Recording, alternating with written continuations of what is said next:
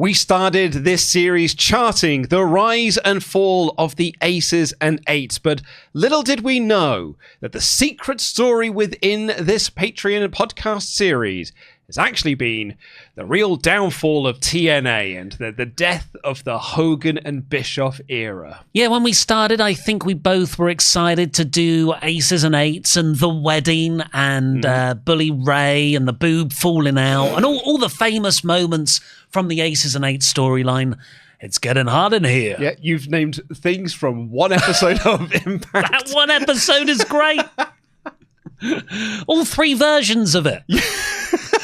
But yes, what we didn't realise was that the Aces and Eights storyline is beloved potentially because that was the dying spasms of a promotion that was losing its money. And it had to do a big course correct. Of course, yes, we know TNA is still in existence, but the Dixie Carter version of TNA, the original TNA, the old TNA, is in its dying phases. Yeah, I think that we are looking at... You can split TNA up into lots of different eras and iterations. There's obviously the Nashville Fairgrounds era. Then there's the, I would call... Although it's not quite going straight to Spike TV, there's the Impact Zone era. Then there's probably, you could say, the Spike era, which is like for a couple of years. Then it's the Hogan and Bischoff era. And that's, it's January 4th, 2010. And I don't know what it was in my head. I didn't realize it would actually coalesce with our coverage of Aces and Eights. Like we're going to, in this run of episodes we're going to talk about here, Hogan leaves. Hogan's gone. Bischoff's basically gone as well, because we are now dealing with all of the outcomes of Hogan and Bischoff's reckless spending and reckless actions with this promotion.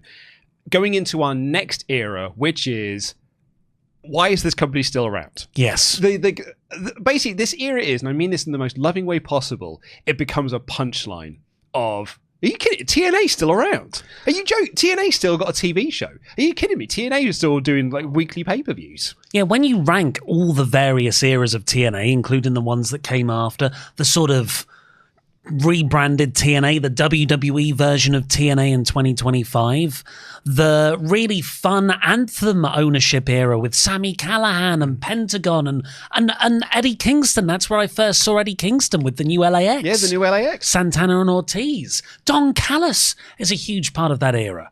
I would say that this bit that we're entering right now is the worst TNA. Yeah, it's a TNA that doesn't have much of an identity anymore. It's a company that is struggling to work out what it looks like in a post Hogan and Bischoff era when they have got no money whatsoever. Like we'll go into I might cover this a little bit, but Meltzer, when he's writing about this at the time, often says pre Hogan and Bischoff, the company wasn't profitable. It would sometimes turn a very small profit, but it wasn't hemorrhaging money.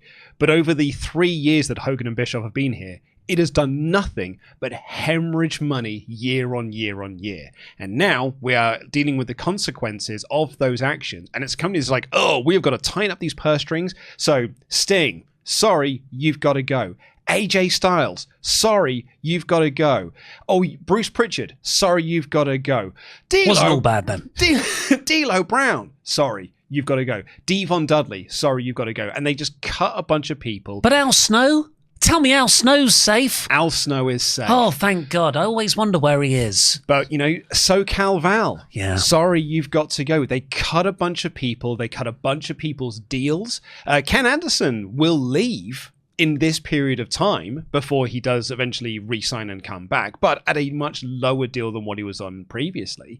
And I think this company will just be in this period now. And you're right, like there's the Billy Corgan era, there's like a Broken Hardy era, there's an Anthem era, there's a Beatdown Clan era with Bobby Lashley and stuff. But broadly speaking, I think the company is going to just be in this real identityless, unidentifiable era of it until the partnership with WWE. Because even the partnership with AEW, I don't think raises them up much. No. Like they get like a decent buy rate for one of the pay-per-views that Kenny is on, and some, a few spikes up in here. But really, it's the partnership with WWE that kind of levels them up to being back to being TNA again. Yeah, to the extent where they can get TV deals without their owner having to buy a TV network to give them a TV deal. And it also comes, this is late 2013 where we are right now. So the Aces and Eights storyline kicks off the summer of 2012. Yep. And now here we are. This is Bound for Glory, October 2013. What else is happening at this time? NXT's getting hot. This is where TNA, they always thought we're going to go swinging against Raw. They went live head to head with Eric Bischoff and Hulk Hogan's plan on January 4th, 2010, with those big money deals that have eventually really almost bankrupted the company. Jeff Hardy, Rob Van Dam, the Nasty Boys. Yep, Val Venus, Orlando Jordan. All huge names that didn't make a single dent in the ratings. And it turns out, 3 years later, TNA's competition is no longer WWE in the WWE Raw and SmackDown form. It's NXT. Yeah, in fact, it's WWE. It's still WWE. It's but it's their developmental system. Yeah, which will, EC3 is going to be debuting on this show. He's not. He'll be going to WWE in a couple of years' time from Impact Wrestling. Funnily enough, he had just left WWE this year because he was on the 58th season of NXT, I think. Yeah, the game show era of NXT. So it's a wild time to be covering this period of TNA because this show is... You text me the other day saying you thought this was a bad show. Yeah. While I agree with you, I think more it's a sad show. Yeah, I know what you mean. Because I said it was a bad show in quite a popcorn, Big E, Langston meme way, which, funny enough, actually, Big E was the guy who last beat Ethan Carter before he left to TNA. What was his name? Derek Bateman. Good memory. Thank you. And I was watching it, and it was just like stupid finishes, overbooked storylines. Everything was a whiff at the end. And... part of me thought, well, this is the TNA I know and love. Overcooked storylines, the contrived finishes. You're building an entire thing towards a submission match finish. And it's this weird knockout blow pin. Yeah, that's done by the guy who gets pinned. He knocks himself out, then gets pinned. You just got insane stuff like Kurt Angle saying, the day after he went in the Hall of Fame, actually, no, I can't accept it. Well, so he didn't go into the Hall of Fame. They just had the Hall of Fame They just had the whole dinner. They had the dinner the night before. The actual Hall of Fame ceremony is on the show when Sting inducts him into the Hall of Fame. Of course. But it was done for a storyline reason that Kurt's like, I just don't think I deserve to be in the Hall of Fame. And then he knocks himself out in the next match and loses. And they can't even do a stretcher job properly. He stands up at the end. He no-sells it. So there's part of me that's like, ha ha ha, isn't TNA wank? But you're right. It's not the same kind of ha ha ha, voodoo kin mafia. It's not Vince Russo.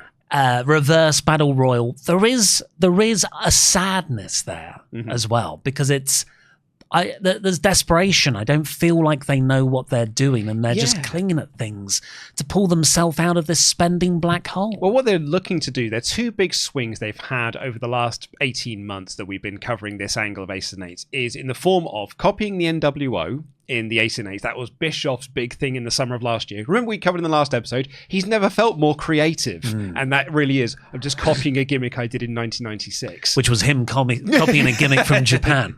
Which, unfortunately, although this series is covering Aces and Eights, this storyline has fizzled out something fierce. We'll go through the lack of people within this faction at this point.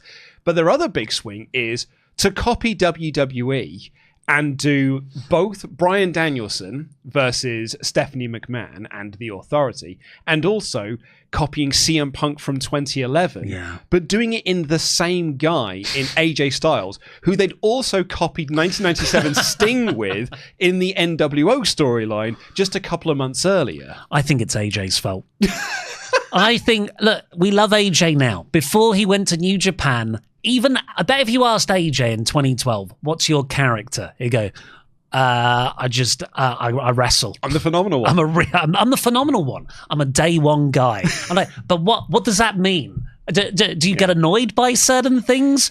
Are you a lone wolf by any chance? He's a lone wolf now. The shoot promo episode of Impact that he has in the run up to Bound for Glory is probably the best work AJ had done up until this point, and it really felt like it's because he was just airing his actual grievances with TNA and the big fumbling that Dixie Carter had done with the company to Dixie Carter's face, and Dixie Carter was just responding by, "You're so ungrateful.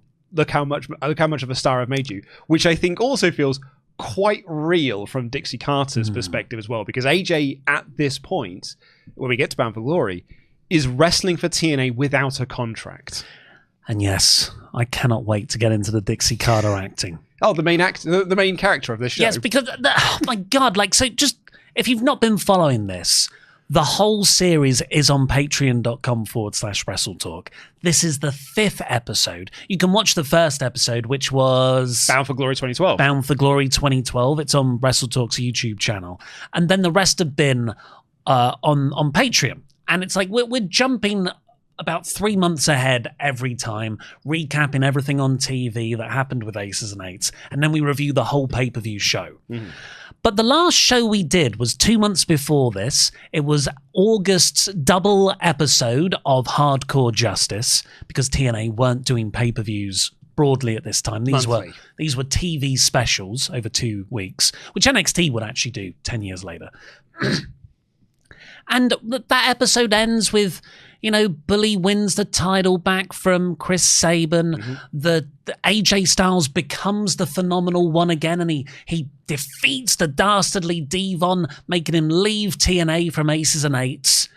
And okay, right, I can see where we're going with this storyline. And within the space of 2 months, as we review Bound for Glory now, it is all about AJ Styles. He's suddenly the CM Punk Daniel Bryan Sting hybrid. Dixie Carter is the big heel authority figure who really had no presence on TV before then. Hogan's gone. Aces and Eights has imploded. It's a mad 2 months. Bully Ray is no longer the top heel of the promotion.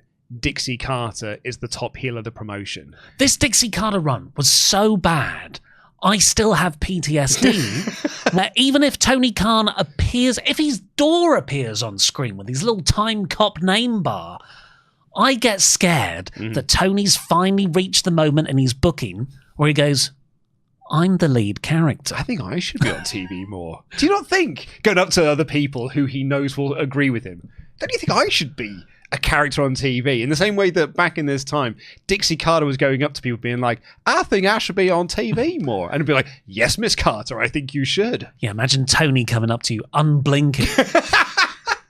So I think I should go on TV more. Yes, boss. Absolutely, boss. Whatever you say, boss. Please blink, boss. Blink to let me know you're okay. So yeah, how did we get to this point here? So a small little recap for the YouTube audience that have been following along monthly with us on Patreon. Or the Spotify audience. Or the Spotify or audience. Or the iTunes audience. But we had the big debut of Ace and Eights in the summer of 2012. They were this biker gang of unknown faces.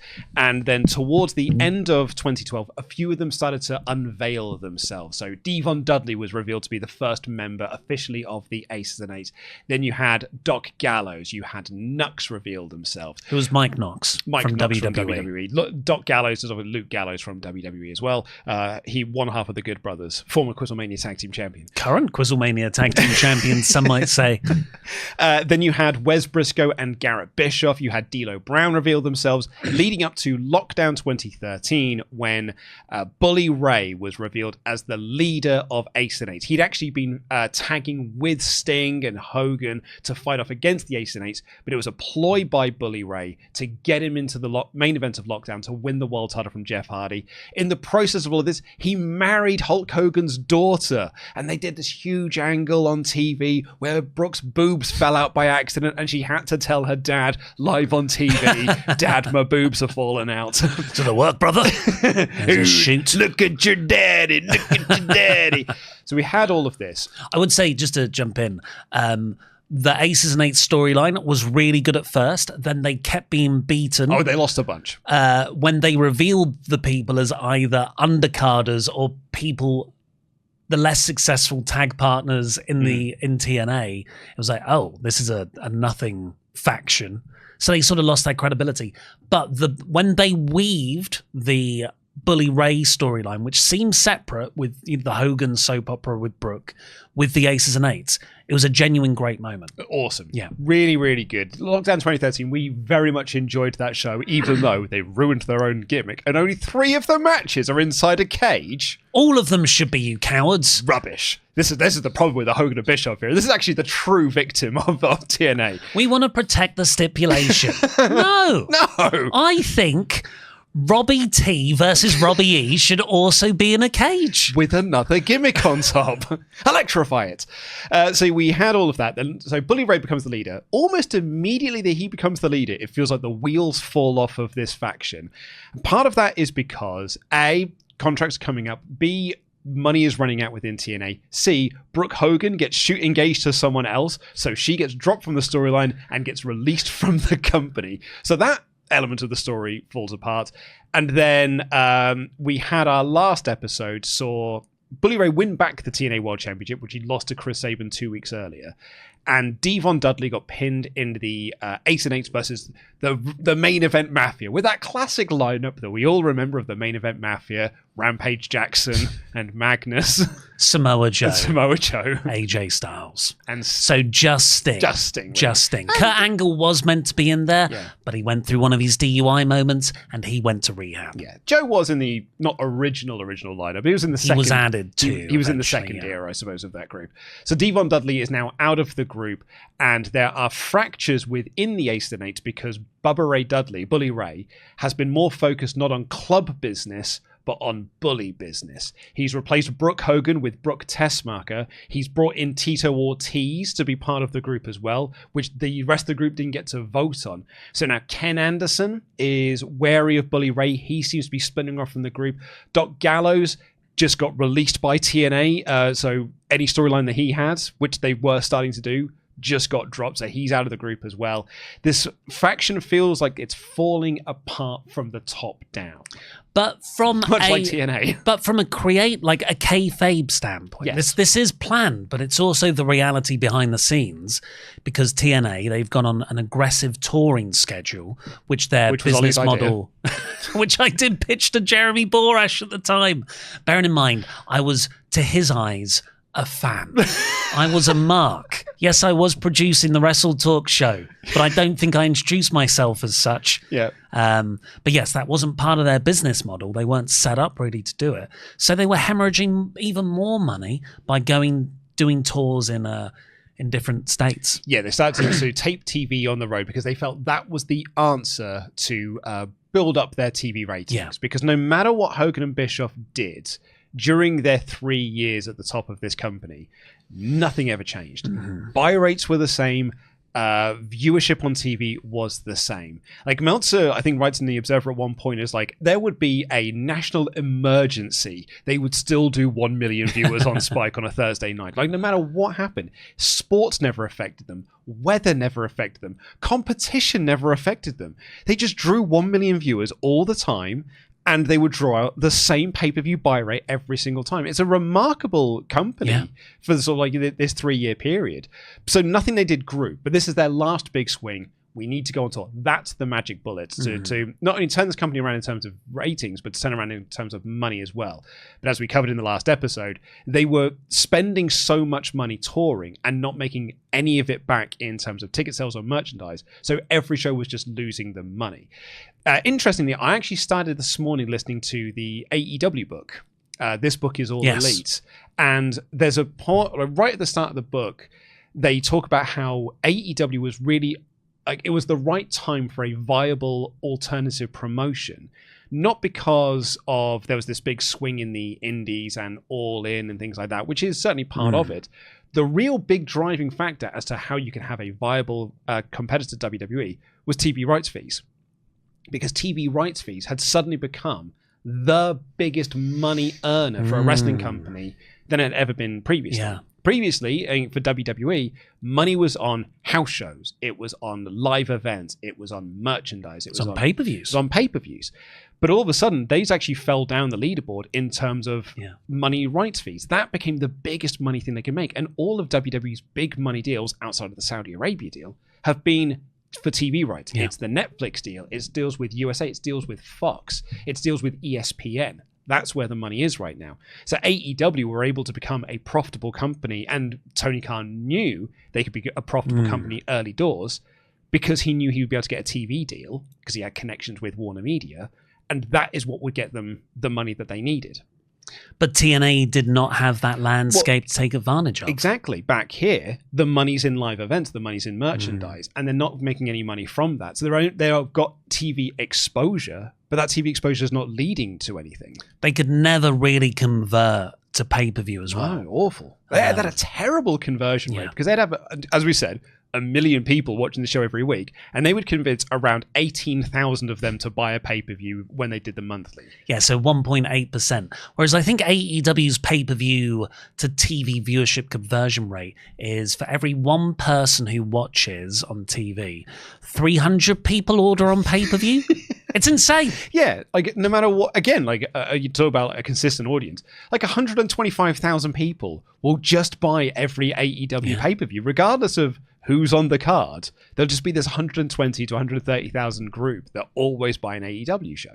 So that's the story thus far in terms of Ace of Eight and the company as a whole. If you want a 20-hour version of that, patreon.com/WrestleTalk for episodes 2, 3, and 4. Yeah, the last episode we did is 4 hours long, and I think 2 hours of that is just us covering the mad business state of TNA currently. But here's what happened on the weeks leading up to Bound for Glory.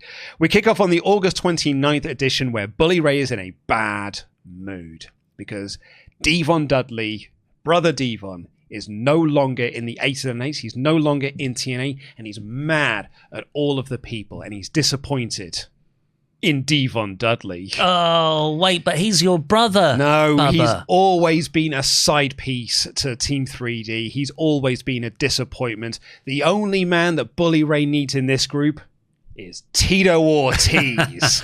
Well, he's going to be sad in a couple of months' time because Tito's going to be pulled from TV. A couple of weeks, I think. Ken Anderson is mad about all of this. I would say they all are. They're all a bit like, but we're a brotherhood, and you're speaking ill of our departed brother. They're mourning Devon. Yes. They're not blaming Devon. Yeah, but Ken Anderson is mad in particular because the way to bring people in, the way to patch people into this group is to do a vote. Yeah. And they never did a vote on Tito Ortiz. Bully Ray just made the decision. And so Bully Ray then says, no, this is my call. You don't talk to me this way. And he gives Tito Ortiz Devon's old jacket, and he patches him into the group. Which he calls... That they all call them the cut, don't they? Like the jacket is the cut. Hand over your cut. Or it's your It's a sleeveless leather vest. Yes. Very kinky. He also says, and hey, I'll be finding out who's going to win the Bound for Glory series soon. I actually don't have to wrestle until Bound for Glory because that's when I'll defend my title. Was that money ran out to pay Bully's per date appearance? The rest of the group in a backstage segment argue about Bully getting Tito into the group, and Anderson says, very soon we're going to have a vote about this group, and Bully Ray is not going to like that vote. There is no one man bigger than this club. Mm-hmm.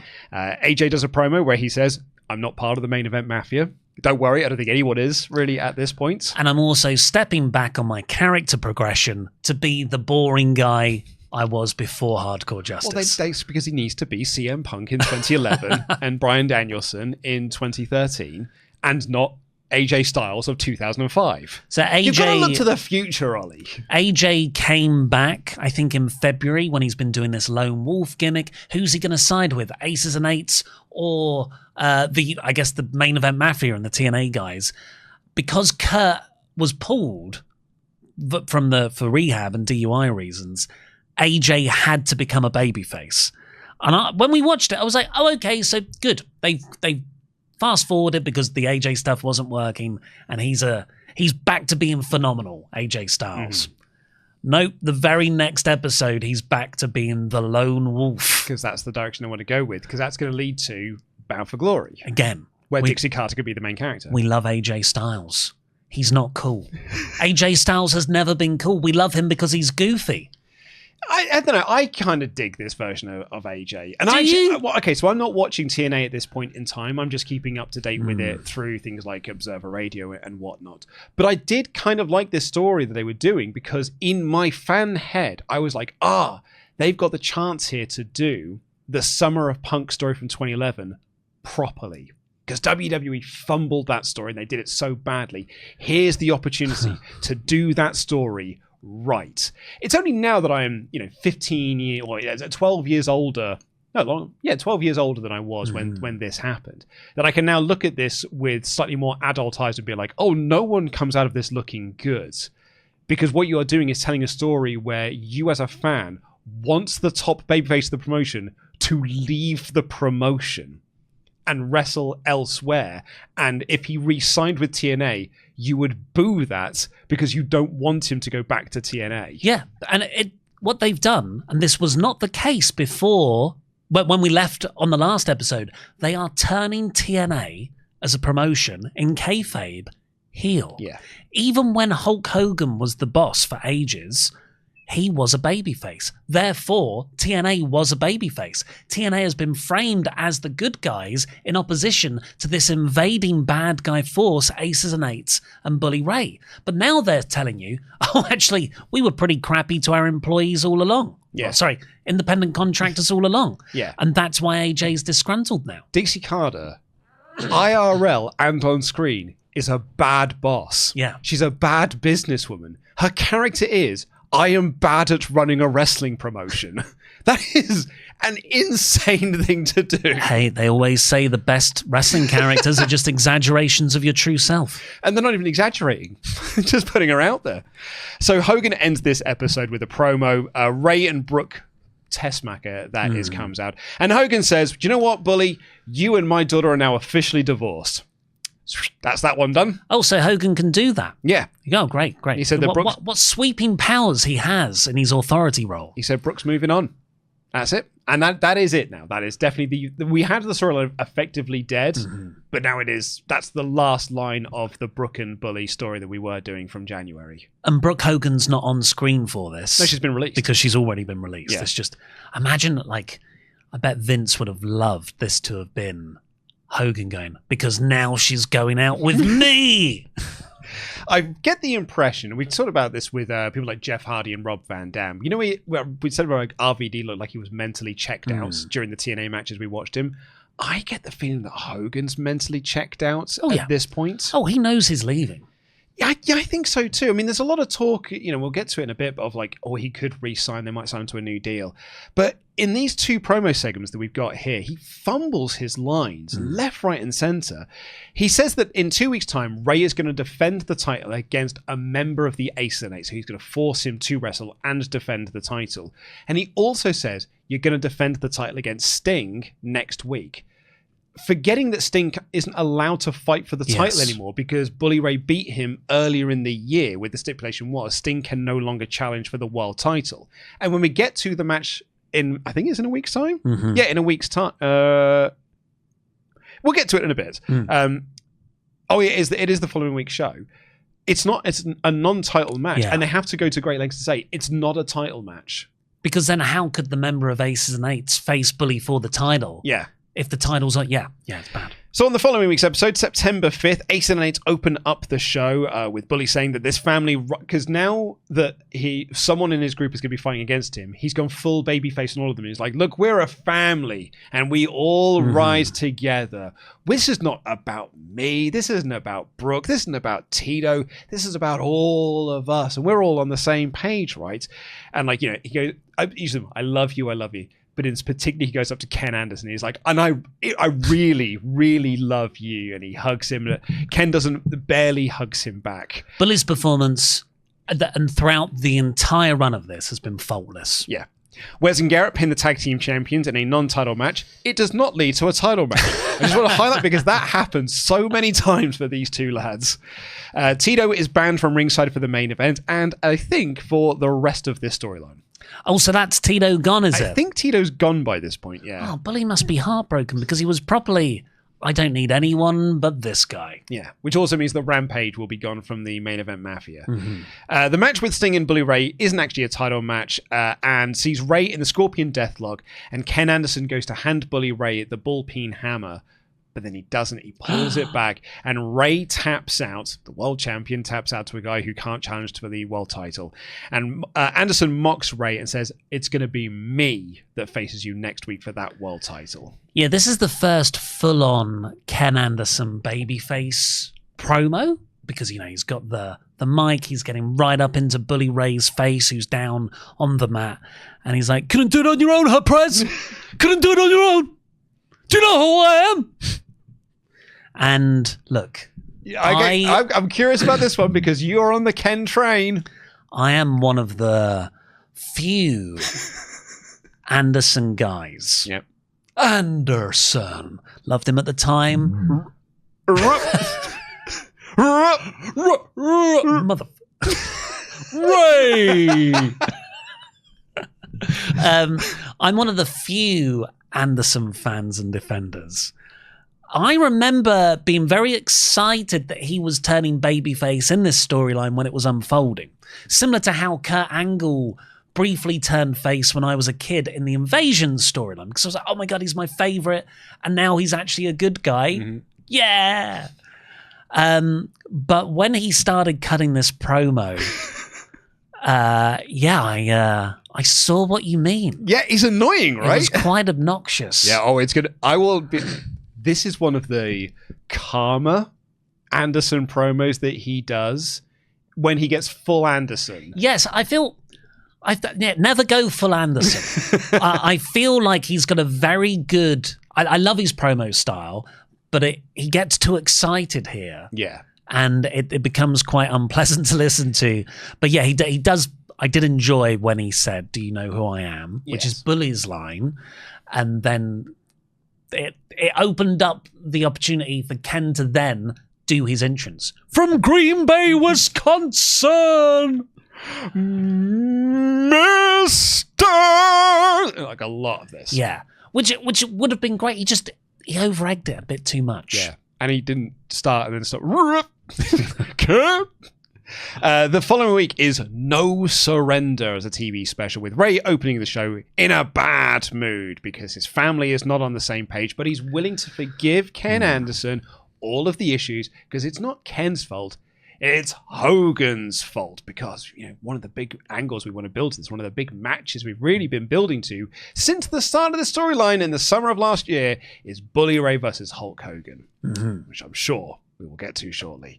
Hogan comes out, and I'm going to go to our first clip here because exciting. I think this is one of those times where Hogan is sort of mentally checked out and hasn't really decided to learn his lines or go over his lines or anything like that. And thanks to Spike TV, it's free and it's live, and thank God it's happening right here in St. Louis, Missouri. Cheap pop. Cheap pop. And you know, there's a lot of business at hand tonight, but I promise you, maniacs, by the end of the night, we're going to know what the main event is for Bound for Glory. But before we get there, instead of placing the blame, you big crybaby, you should be worried about defending your world heavyweight title against one of your brothers, brother.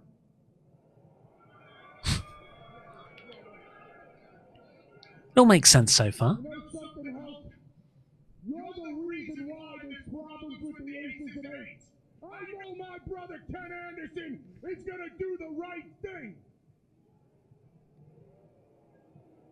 Like I said, you should be worried about putting your world heavyweight title against one of your own family members, one of your brothers, brother. That's what you need to worry about tonight.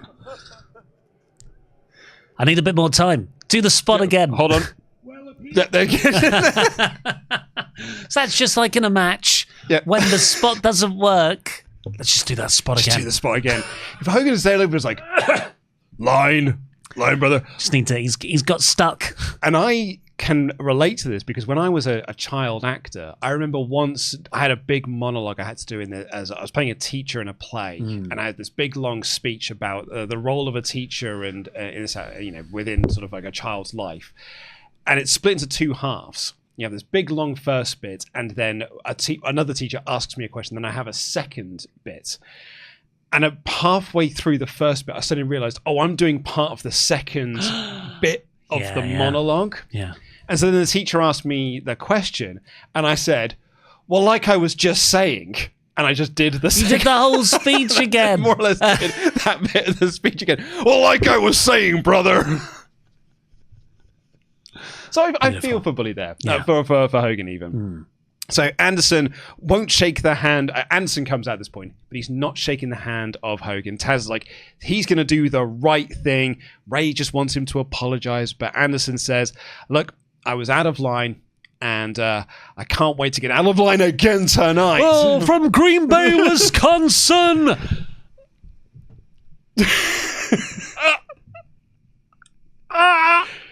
Anderson. Anderson! Hogan makes it a last man standing match. Ray wins that match. They bust Ken Anderson open, and Ray spears him through a table. They do a big stretcher job for Ken Anderson. Ray attacks him after the match and gives him a pile driver on the stage. Yeah.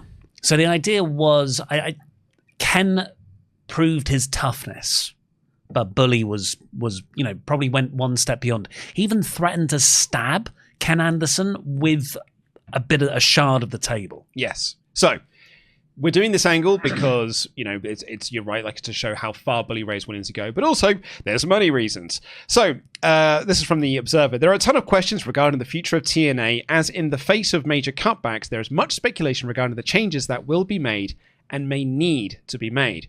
The bigger story involves the future of taping on the road, as well as the future of a number of wrestlers whose contracts are coming up, including the company's two highest paid and best known stars, Hulk Hogan and Sting. Hogan, 60, the face of the company, has his contract due on October 1st. Eric Bischoff, his major ally, is the key person when it comes to creative, and there would be a major psychological blow to the company if he left. However, whether cutting back on his contract would help cut the costs of losses is a different question. Hogan isn't the only contract due, with Mickie James and Ken Anderson having been written off TV last week, even though the door is still open for both to return if a deal is worked out. It's well known that AJ Styles, who's being pushed as the company's top babyface, will be doing a TV feud with owner Dixie Carter, has his current short-term deal expire at the end of the year. Sting's contract also expires at the end of the year. A few months back, people in WWE were talking about having a legitimate shot at getting Sting for a WrestleMania appearance, something which hasn't been seriously talked about in years. And that would happen the following November, if I'm right. November 2014. 2014, Sting goes into WWE, and Hogan will be at WrestleMania. He's at WrestleMania 30. Well, it's not just TNA contracted talent who are getting cut as well, because on that No Surrender episode, that is where it was announced that Bellator had pulled Tito Ortiz from TNA programming because of his upcoming pay-per-view fight with Rampage Jackson, which was the big fight that had been promoted at the previous big show, Hardcore Justice. It's the reason why Tito and Rampage have been on Impact for the last couple of months is to promote this Bellator pay-per-view. Which is also on Spike. They're doing Spike a favour to promote the Bellator shows. It shows how, sorry to cut you off there. It shows how strong TNA's ratings are consistently, that they put Bellator on after TNA, so TNA could be a good lead-in the same way the Big Bang Theory is a good lead-in for Dynamite, that Impact was a good lead-in for Bellator. Yeah, wrestling programming historically, you can't make that much money from the advertising space, but because it gets so many people in, it's great to elevate shows around it in the broadcast schedule. But that fight never happened because of an injury. Yeah. So it was all for nothing. They can't even pay off storylines in other people's companies. So just so we're all clear, since the start of this episode here, Ken Anderson's out of the group and Tito Ortiz is out of the group as well. We are now down to Bully Ray, Wes Briscoe, Garrett Bischoff, Nux, and Brooke Tessmacher. There is, on the Aces and Eights Wikipedia page, there's one of those infographic things. Love that infographic. Just like they have for the Bullet Club. You know, like who was a member for what period of time. Always fascinating to look at your favorite bands. Especially if they've been around for like 20 years or so, because they'll have a very good infographic like that. Yeah, it's like, oh, the golden age of Weezer was just 2 years because they replaced Matt Sharp. Yes. Yeah, so where are we right now? Oh, yeah, October. They're dropping like flies. So... See Evilise in there. Shall I just run down all the people who are now no longer with Aces and Eights, Please who do. have been a part? So Brooke and Ortiz have just joined. So CJ O'Doyle? Yeah, he was one of the masked guys. Mike. Is also one of Is the... that Nux? Is that Nux? Mike? No, Nux is separate. Yeah, he's one of the other Mike. Mike is guys. there for like one day. So yeah, but like in the first couple of episodes we did of this, when before they'd have mastered a bunch of people, you just had guys in masks, and yeah, CJ O'Doyle was one of those. And Lever Bates. Yes, who was also one of the masked guys. Blue Pants, famously. Let's not count any of them because let's were take it bodies. from Devon onwards, Yeah. because that's the first big reveal of who is behind the masks. So Devon's no longer with them. Wes is. Carl Anderson, DOC. Sorry, not Carl Anderson. Luke Gallows. Doc Gallows, he's no longer there. Mr. Anderson, he's there, but he's been written off. He's just been cut from the group. Yeah. So Well, that's- he was officially kicked out of the Yeah. group when he turned babyface, and now he's out of the company as well. Nux is still there. Mhm. Taz is still there. Oh yeah, and Taz. I keep forgetting about Taz. He's always on. He's on every match. Garrett Bischoff is still there, but D'Lo Brown, sadly, the first true member to leave. That's right. Yeah. Bully Ray's still there, of course. Evilise is gone, but Brooke and Tito have joined. But Tito's now gone as well. But Tito is now gone as well. So yeah, six of the half the group. Yeah. Half of the group. It is a shell of its former self. It will actually be the subject of one of the promos that we've got coming up in a little bit from Mike Knox, I think. Back to the Observer in a very interesting political move. Jeff Jarrett, who'd only been at television once in recent memory, was at television this past week. Yes. Jarrett was working behind the scenes as a road agent, including being the agent for all 3 of the Bound for Glory series matches that aired on TV, and given the quality of those matches, his work would be viewed as a positive. In case of emergency, smash glass, press the Jarrett button. I'm going to disagree with you there. I think Jarrett has been waiting for this moment. Jarrett has been waiting for Bischoff and Hogan to fall on their faces, and then doop, doop, doop, in he comes. Hey, y'all remember me? Tuning up the guitar. With the guitar. Listen up, slap nuts. Jarrett was a key power broker in the company from a creative and administrative standpoint before Hogan and Bischoff was brought in. His departure from power was more related to Carter being mad at him when Jarrett lied to her years ago when she asked him if the rumors about he and Karen Angle being together were true. The feeling is, with the cost cutting and the restructuring that's going on, TNA can be a viable business as far as not bleeding money. There were periods pre-Hogan that the company was breaking even on its own or even making a profit, but at this point, the reality is set in that it's probably never going to get any bigger or more popular, and that can hurt the motivation level and morale in the sense of recognition they're never going to be really competition and they aren't building something big, but simply staying alive. On the Jeff stuff, I remember when the Karen Angle real life relationship was revealed, and I just thought, like every other wrestling fling and affair, oh yeah, couple of years this will last. They're still together. Still together so, now, man. True love. I'm happy for it. I look at Jeff, I look at Karen. I no longer see adultery. I see that's a solid relationship. And I miss them as an AEW act. Yes, Jeff should be in the main event scene. What happened to that push? The one thing I'd bet is if a sale were to happen, particularly if it would go to Spike, Bischoff would have the best chance to wind up as the guy in charge because that is how the TV industry works. Bischoff has a track record in television, and even though it's been 14 years since the WCW business really collapsed and started heading for an iceberg, the success of something at the level of Nitro is something nobody else in wrestling except Vince McMahon has on their resume. And actually, that's what Hogan said in that interview we did in the last episode. He thinks the only way for this company to succeed is if you give the keys to Eric Bischoff. And that thinking isn't false. Like the people who have been really financially successful in wrestling aren't the wrestlers transitioning into sort of executive positions. It's agents. Yes. Nick Khan Yeah. is a sports agent, and he has come into to WWE, and he's transformed their sports rights deal because the TV industry, the Hollywood industry, they trust people like them. Yeah. And wrestling is an outsider niche. It's not what you know, it's who you know. And what you know within that, because like Bischoff has now got a track record of just failing and failing and failing and failing and failing. Yet because he had one success many moons ago and was like, well, that'd be the guy I would give the keys to if I was to trust anyone with this. It would be him, because at least he's got one success, whereas the other people here can't even say they've got a one success. For 83 weeks. I like that he's put a numerical number on it, because when you just say someone was successful, you're like, wow, they probably like a decade or 15 years. No, a year and a half. Other talents have been openly speculating with all the cost cutting they may not renew Hogan or Sting, with the idea that the company could save significant amounts of money and it wouldn't hurt ratings or attendance at all. But Hogan is the face and identity of the brand, so I don't see him being dropped. Carter has an affinity for Sting and has talked him into staying for one more year every year since the end of 2006, so when he first signed his first deal. It was a 1-year deal, and he felt that his retirement year. He's now closing in on 55. Wow. That's the story of Sting in TNA. He'd sign 1-year deal, and then he would be like, and this is my last year. And at the end of that year, Carter would be like, 1 more year, Sting. Like, fine, 1 more year I'll give you. And 6 years on, actually no, 7 years on, he might finally be going, that's me done now. Just one more match. Just when I think I was out. Yep. And lastly, just on this one, is the ratings are going to be pretty much the same whether Hogan and Sting are on or not, as Hogan's big return a few weeks ago drew the exact same number they were doing when Hogan wasn't around. Yes, a lot of hardcore justice was spent going, don't worry, everybody, Hogan's coming back next week. Yeah.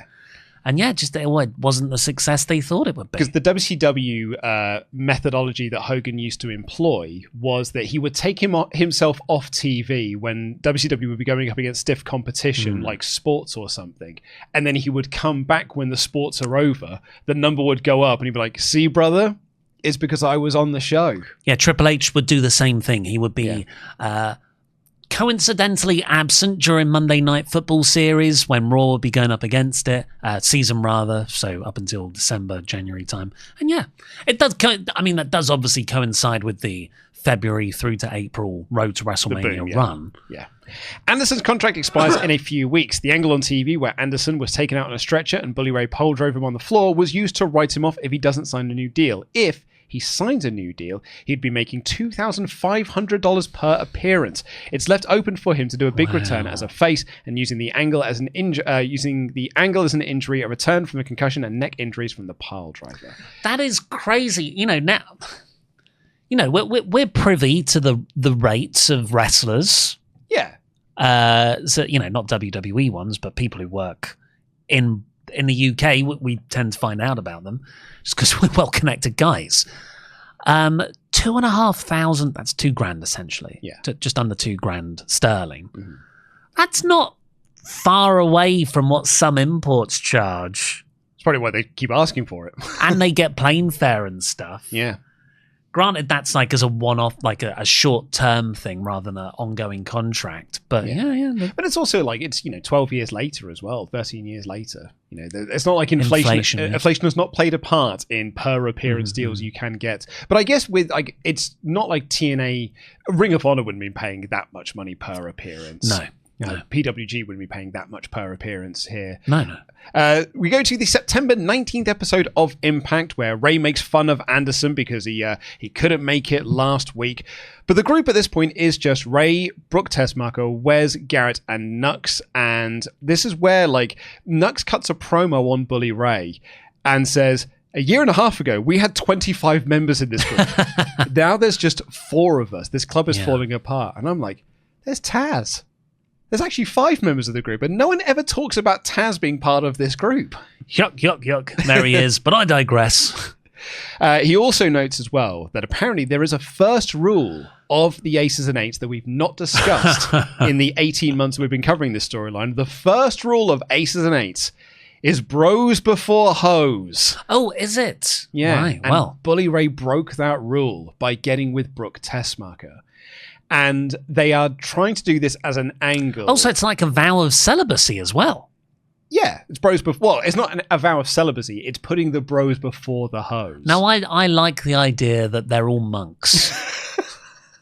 They're all really committed monks of solitude. Yeah. And they don't have time for women because it's just beer, motorbikes, and beating guys up. But then what was Ken Anderson doing in that angle with Devon Dudley? Edging.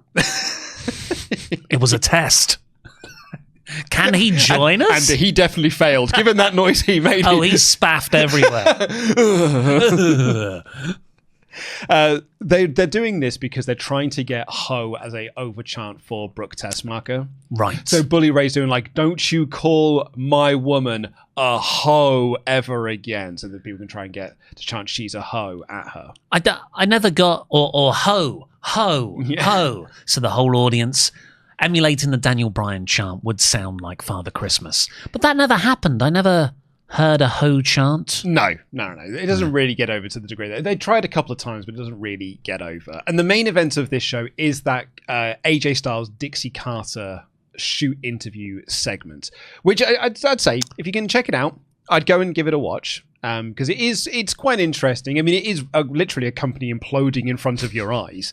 But it is quite fascinating to watch, and like the write-ups of it, because it's one of the taped shows, like Meltzer and Alvarez's write-up of it, it's so much worse in practice than it was written on paper. Like when they told us it came out they were doing this angle, we were like, oh man, this is going to be terrible for the company. It's actually so much worse than we thought it was going to be. Because it is a company telling you, we're the baddies and you're the good guy because you want to leave. So what, because that isn't in the history of Ace and Nate's video. No. Can you describe? I will read you Meltzer's write-up on Sure. this. The AJ Styles Dixie Carter copy of the Stephanie McMahon angle aired on Impact, and it was worse than I anticipated. On the positive side, from people who worked for the company, one told me they really liked it because they saw the real feelings of both Carter, who's probably been chomping at the bit to give her response to the criticism. Champing, pet peeve. Has he written chomping? He's written chomping. Yeah, it's horses champ at the bit. We chomp. I see. That is a common misreading of the word. Champing at the bit to give her response to all the criticism of her. To me, there's nothing worse than watching a promotion tell you they are second rate and things are going badly. I mean, I know, but I have no idea how it helps your TV product saying it. Styles talked about how he's been there for a dozen years trying to make TNA a viable alternative wrestling promotion and put it on the map. He said, quote, how Dixie's daddy bought her a wrestling company. He said that she's got no experience in wrestling, and all that broke was the chemistry that TNA had and what it was. Actually, this is Meltzer here. Actually, she bought the company a few months in, saving it from the Jarrett family from bankruptcy because they had invested so much in a losing formula of weekly pay-per-view without television and had lost tons of money. They were hardly had an endless supply of it. Styles said how Carter had stars when she bought the company, how she traded X Division stars like Jerry Lynn, Low Key for MMA guys and guys who wanted 2-year paid vacations to do nothing, then went back to where they belong, in reference to Booker T and Rob Van Dam. He noted Alex Shelley wasn't there, Meltzer adds. He's in Japan, a choice he made because he hated working for TNA. Jay Lethal isn't here. They cut him. And Petey Williams isn't here. They also cut him. Styles talked about how it pissed him off that there were all these great wrestlers that aren't in the company anymore. He paused and basically asked the fans to cheer him as he said this, and they did. But only after he asked them to cheer. He then claimed that despite what the internet says, he doesn't have a contract. He does, but it expires soon. He then said that he's going to, when he wins the title at Bound for Glory, he's going to make her get on her knees and beg her to pay. She's going to pay. That becomes like his big thing. It's like, Dixie Carter, finally you're going to pay. She said, as president of the company, she has to be accountable to the investors, to the staff, and all the fans. She then told Styles she owed him an apology. Sorry that I ever made you think you were important. Oh, Dixie, no. I think you put too much inflection in that delivery. Can you try it again, but in the monotone delivery of Dixie Carter? I'm sorry that I made you think you were... No, that was... You put too much stank on that. Sorry, I'm not sure I can then. It's hard. It is difficult. She said that phenomenal AJ Styles is an illusion that she created, a marketing gimmick, and all those wonderful 5-star matches you had is because of me, and I can't remember the last time you had one. Which, that part does sting a bit because, we're talking 2013 AJ. When was the last great AJ match, truly? Yeah, we were watching the one with Christopher Daniels. Like the last ever match those two had together, and we were like, yeah, it's fine. Yeah, it's all right. Yeah. But, Meltzer goes on to say here, he's going to be the main event of your next pay-per-view. And you've got the head of the company, and this is a direct quote from it. Meltzer writes here, she said how everything about Styles, his appearance in front of the camera, behind the camera, is subpar, and he would be lucky, quote, if we called you the marginal one. You're nothing like you used to be. It's really taking the wrong lessons from the Daniel Bryan, Stephanie McMahon storyline, because I believe that storyline worked in spite of itself. It did, yeah. Not because of the company burying the top star. Yeah. The person the fans wanted to be the top star. The difference, I suppose, in the Styles angle and the Daniel Bryan angle is that Styles was always designed to win the world title, then go and defend it elsewhere, then come back and unify it with their newly crowned champion, and he would then become the new face of the promotion. Yeah. With Daniel Bryan, he was never supposed to win the title. They just wanted to bury him on TV because he got over. There's also, the story, because that's the end direction, you can say, oh yeah, I get that. TNA isn't the bad guy. Dixie Carter's the bad guy. And the babyface who's being bullied is going to triumph in the end. It's a classic story of good triumphing over evil. And the evil person, when Dixie says these things, the idea is we go, you're wrong. You're being a bad person, and I want AJ to beat you.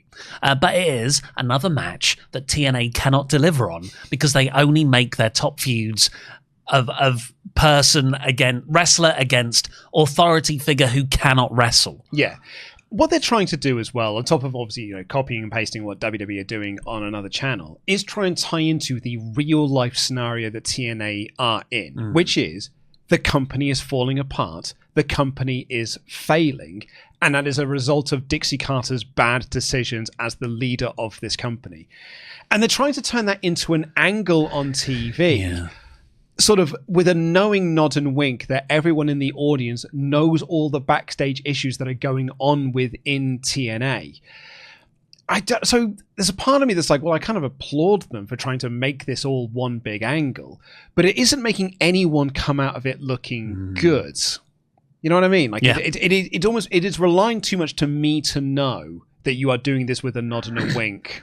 Storylines would work. This storyline would work a lot better if TNA was presented as being this great place that pays everyone well. Yeah. But Dixie is this megalomaniac who's in control, and she's turned heel. Yeah. And AJ beats her and restores the good vibes back to TNA. But no, they made it about, we've had to fire some people. Yeah. Yeah, bringing up the fact that you've had to fire people. You had some really good people. Then you got rid of them to bring in some people that no one actually wanted to see, and they just got 2 paid year vacations. I don't know if you know this, but did Hulk get any flack or on-screen shoot comments directed at him? No. Yes, I imagine he blocked all of that. Well, yeah, he's got creative control. If AJ was really doing a shoot promo, or even a decent work shoot promo, he would say to Dixie, you brought in people like Hogan and Bischoff. They filled it with all their mates who did nothing for us. They sucked the company of its money, its talent, and the 6-sided ring. And now look, you made a deal with the devil, and now he's gone. Yeah, because Hogan hasn't gone at this point yet. Hogan is well, still he's got one foot out the door. But he's got one foot out the door. Because there is a bunch of people, and I did a whole Who Really Killed TNA video. There's a number of people you can point to. And as much as we love and respect the great work that he has done, Jarrett is someone you should be pointing to. He was told explicitly by Jerry Jarrett, his dad, don't hire all the people that killed WCW. So the first thing he did was bring in all of the people that killed WCW. And then Dixie Carter brought in other people that killed WCW. Anyway, lastly here, the portrayal of Carter as simply the daughter of a rich daddy who bought her a company makes the company feel Mickey Mouse. Plus, you can't help but get the feeling it's odd the booker puts the owner on television to feed their own ego with the storyline and use that to keep their job when the usual indicators aren't good in a type of deal. With Stephanie McMahon, who isn't the owner, they never, in storyline, portray her as not being good at her job. WWE does on its own TV push its top baby faces as not really being a top star, but at least the crowd seem behind him. And even so, it appears that portrayal isn't exactly knocking them dead financially. Yeah. Again, I don't think you can look at the Danielson McMahon story and say it's working. But I mean, it could have worked better. Yeah, I didn't enjoy it. Yeah, I didn't like it, no. Because as a fan watching that, and I suppose that's the difference between me watching that as a fan and me watching this one, or at least following along with this one as a fan. Watching the Danielson one as a fan, I'm like, oh no, I think this is just what they think of you. Yeah. They do not see you as a top guy. They've got zero plans for you to be a top guy. You are not going to win the top title. And yet, I don't want to blow anyone's minds here. If you still believe that WrestleMania 30 was always the destination and Danielson was going to win the title there, I have got loads of bridges I can sell you, because that was never the plan. Yeah, the line's B+ player. I never liked it. I never thought it was a good idea. And look, several months later from this show, we've got Royal Rumble 2014, where it is booed out of the building and they have to change everything. Well, that doesn't even force them to change. It's Punk quitting. No. It's Punk leaving that forced them to change the plans. Go because watch Triple H needs a bigger match. Yeah, go watch our Royal Rumble 2014 review. Everyone else has. It's one of the most watched things we've ever made. It's on this channel in this format. And yeah, it's a terrible show. Yeah, it is not the yes movement that leads to Daniel Bryan winning the title at WrestleMania 30. It is not the yes movement. It is not Batista winning the Rumble. It is Punk leaving and Triple H needing a big match for WrestleMania that leads to Daniel Bryan winning the title at WrestleMania. And Rey Mysterio. F that guy. F that guy. Dirty Dom was right. The September 26th episode, Ray opens the show saying, I'm lost for words about how Dixie Carter ran down AJ Styles, and now I don't even need to try against AJ Styles because Dixie is in his head. I'm easily going to beat him at Bound for Glory. Oh, have we said that AJ won the Bound for Glory series yet? Yes. Sorry, that was on the episode where Hogan bollocksed up some of his lines. The rest of the group then come out, and Nux again calls Brooke a hoe, and he says he wants to deal with club business without Bully Ray. And Bully says that I'm the president, you're all my lackeys. You saw what I did to Anderson, you saw what I did to D'Lo, you saw what I did to Devon. If you lose your match tonight, one of you is going to get cut. It's the Tribal Ray. And that match is the Ace and Eight versus the Main Event Mafia. It's a trios match. Joe chokes out Wes to get the win, and Taz on commentary says, all right, look, I think we might have a problem in this group now. Ray comes out after that match and he tells Wes to hand over his colours, but Wes refuses. So Ray orders Garrett and Nux to take the colours off of him.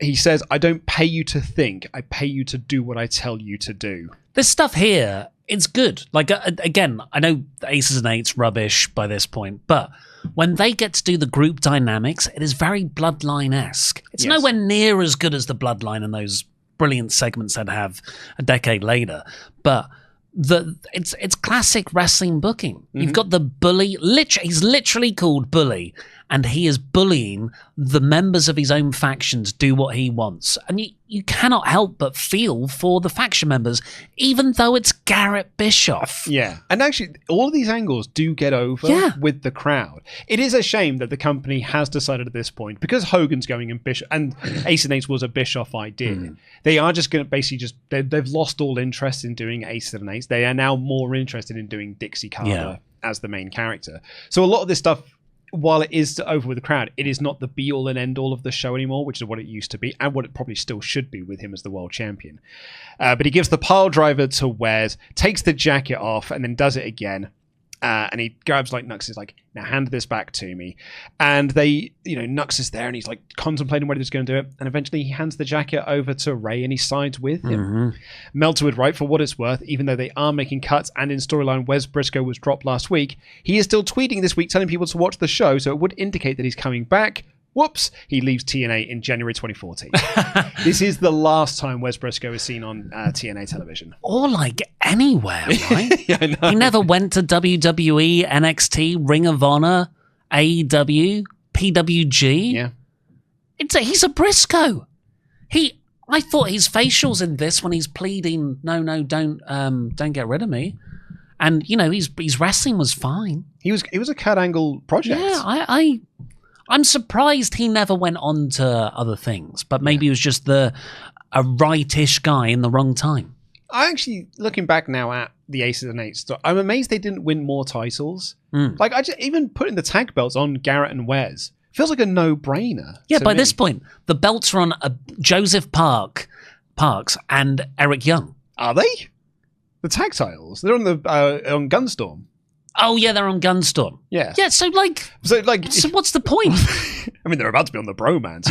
You really could have put them on Garrett and why Wes. are they not in the gauntlet match to get the... Yeah. Well, at this point, it's because Wes is gone by saying he's bound for glory. Well, there's still Nux. There's always Nux. There's always Nux. But this is the same week. After 4 years, it appears the contractual relationship between Hulk Hogan and TNA Wrestling is over. Meltzer writes here, but given the people involved, it could also be a swerve.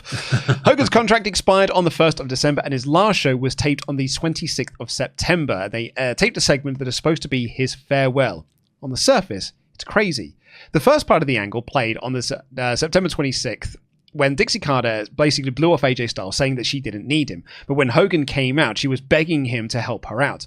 On the second show, Hogan quit, with Dixie Carter grabbing him by the ankles and begging him to stay. When questions were asked, and they were, about how absolutely stupid it was for the owners to act like this, she didn't care about Styles, who headlines Bound for Glory, but did about Hogan. It was said that Hogan's contract included creative control of everything he's involved with. This was the only exit he would do where he left on his own without endorsing anyone, putting anyone over, nor them ridiculing him or burying him on the way out. Yeah, because I bet in Hogan's mind, the boys over in Connecticut are going to love this. Yeah. I made the owner of TNA hold my ankles as I quit and walked away. Begged me to stay. It's a mad angle to watch because Dixie... we'll do that next week's episode, and then I'll cover some of the Observer notes on it. Because, yeah, the October 3rd show is... Ray opens the show with AJ doing a promo to set up a match between Ray and Samoa Joe. Ref bump in that match. Ray used the chain, but the referee sees that and DQs him.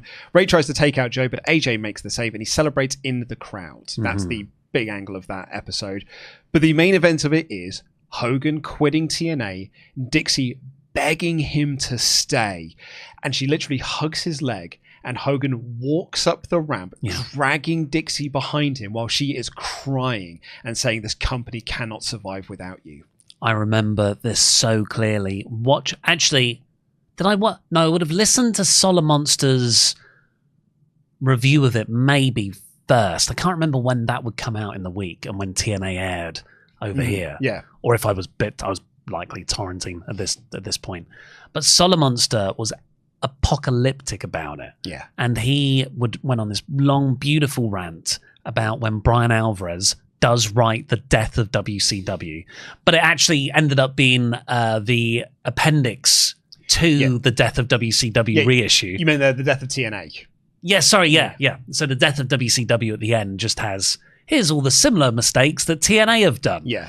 But in the 10-year anniversary, he does that sort of appendices, but throughout the book as well, he does like a lessons not learned thing. So there'll be like a mad story from WCW and a failing that they made, and he'll be like, in TNA they did the exact same angle and made the exact same mistake, or be like, WWE did the exact same angle and learned none of the lessons from this. Yeah, and Alvarez, as Solomonster says, the front cover of the death of TNA should be this shot of Dixie holding on to Hogan's legs. Yeah.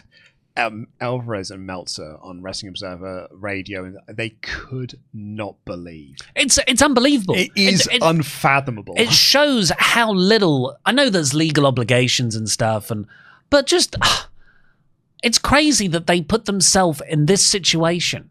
But it is, and it's it's Hogan as a person and as a performer, going by the reports, not willing to do anything else but this. Yeah. And I think you're absolutely right. That's a douchebag move. You're absolutely right.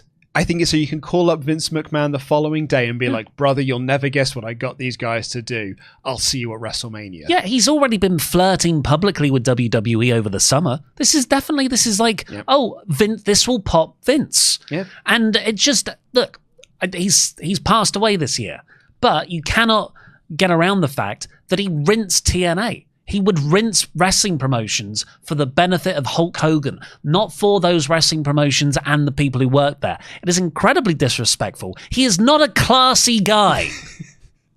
Bischoff is still under contract with the company through early 2014. With so many cuts being made and wrestlers complaining about pay being behind, lots of questions are being asked. Making owner Dixie Carter into the lead heel is a classic pro wrestling con. The idea that the owner is put on television and starts getting people to see them as a TV star, they aren't going to pull the plug.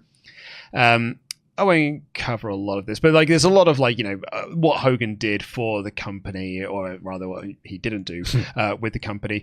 Right now, the word is that sides are still in negotiation, and TNA does want him back, and it's going to come down to both sides agreeing on a price. Because of the John Grisano family lawsuit, Hogan needs money, and the feeling is that the only thing that would keep him from signing with TNA is if they decide to walk away from the deal, or if WWE made him a better one. With Mania 30 being this year and Hogan being 60, from a timing standpoint, this might be the right time from a nostalgia standpoint to bring him back for a farewell run. And he does appear on 30 with Rock and Stone Cold. He's in the opening segment. He's the host of WrestleMania 30. Yeah. John Grisano, who is that? Is that the guy who was in the Nick Hogan crash? Yes, I believe so. So Hogan's son, Nick Hogan, crashed a car, left his friend in the passenger seat, sort of paralyzed. If Hogan is gone, he would join Devon, Ken Anderson, Doc, Tara, D'Lo Brown, Brooke Hogan, and Mickie James as recent departures. The departure of James is the most telling because it's almost universally considered she was a tremendous in her new character. The women's division has already been stripped down, with Tara being gone and Taryn Terrell, who was originally supposed to beat James for the title at Bound for Glory this year, becoming pregnant. In addition, both Tito Ortiz and Rampage Jackson, given big pushes a few weeks ago on TV, were pulled by Bellator, and neither will be appearing as originally scheduled for Bound for Glory. Anderson, however, may be returning. He did an interview on the 4th with Pain Radio Show in Washington, D.C., and said he's expected to sign a new deal within a week. It's empty. This place feels empty. Everyone's gone. Yeah. So we got October 10th. Kurt Angle returns and sets up a feud with Bobby Roode in a tag match of Nux and Garrett versus AJ. Yeah, so it's a handicap match. Ray comes out and he sends TNA away. So the commentary is being done by Bully Ray and Taz. Nice. Nux accidentally clocks Garrett and AJ gets the roll-up win. So then Ray lays out Styles. Remember how we talked about in a previous episode how John Cena's injured and might be out till January? He's just been announced for the Hell in a Cell pay-per-view to go against Alberto Del Rio for the world title. Austin Aries was on Busted Open Radio Show and asked about TNA's popularity going down. He said, "I know why it's gone, but I'll keep that to myself." Oh, yeah. I don't. He's back, Austin Aries. Yeah, he's doing stuff with CMLL. Oh, is he really? Yeah, he's booked for some CMLL shows. Oh, wow. Yeah. That's a sort of shoot comment I would have lapped up at the time. Now, as a wiser, older man, I look at that and go, "Oh, keep that to yourself." Like, just help out the company, even though it's in a free fall. At least publicly in interviews. October 17th, Dixie opens the show and says that AJ will not be in the main event of Bound for Glory because she has put a $50,000 bounty on his head. Because I wouldn't trust that check to clear. Well, she says, "I am known for making people rich and famous." It's a couple of skits throughout the show, people trying to take out AJ. It's a very Austin style thing. I love that sort of thing as a night-long narrative, but AJ's not the guy to do it with. AJ's the guy who should be going after the person in a goofy sort of Home Alone trap style setup. So there's a backstage segment where Ray says, "Look, last week we all came together as a family, so I think we should be doing things like that again. Nuxie, you got a match with Gunner tonight. And I know that you've got that. Nuxie. And you got no issues with him. But if you need me at all, just say my name and I will come down to ringside for you." And during that match, Nux does call out for Bully Ray. But Bully Ray does not show. And Gunner ends up beating Nuxie. Nux then shouts at Garrett that Ray is a liar. And in Ray's match with Magnus, Sting tries to stop Ray from cheating with the chain. But in the kerfuffle, he low blows Magnus and pins him. And the week before Bound for Glory. And the main event segment is Ray and Styles doing a contract signing. Which is, that's got Dixie in the ring with, this is the famous Hard Times promo. Yes. You know, we've all heard about the Hard Times promo. This is it. Yeah. Via Bully Ray. Well, it's, and where they basically, keep saying, I think AJ's line is, "You're no Dusty Rhodes and I'm no Ric Flair." It's like, what a way to sell yourself. You're not a great wrestler and I'm not a great wrestler either. That was a bad reply. With Bully's an interesting one, and I really felt this on this portion of the storyline. He is a great promo. He did such a good promo. He works the crowd, that his delivery, he whips people up into a frenzy. He makes it feel like it's going to be an actual legitimate fight because he's got that big, imposing New York frame. I think his problem, why no one, apart from like the early ECW crowd roasting bits he used to do, no one ever goes, this is the Bully Ray promo. Do they? This is the promo, yeah. And I think it's because the promos that he does do lean too much or reference too much things that aren't his.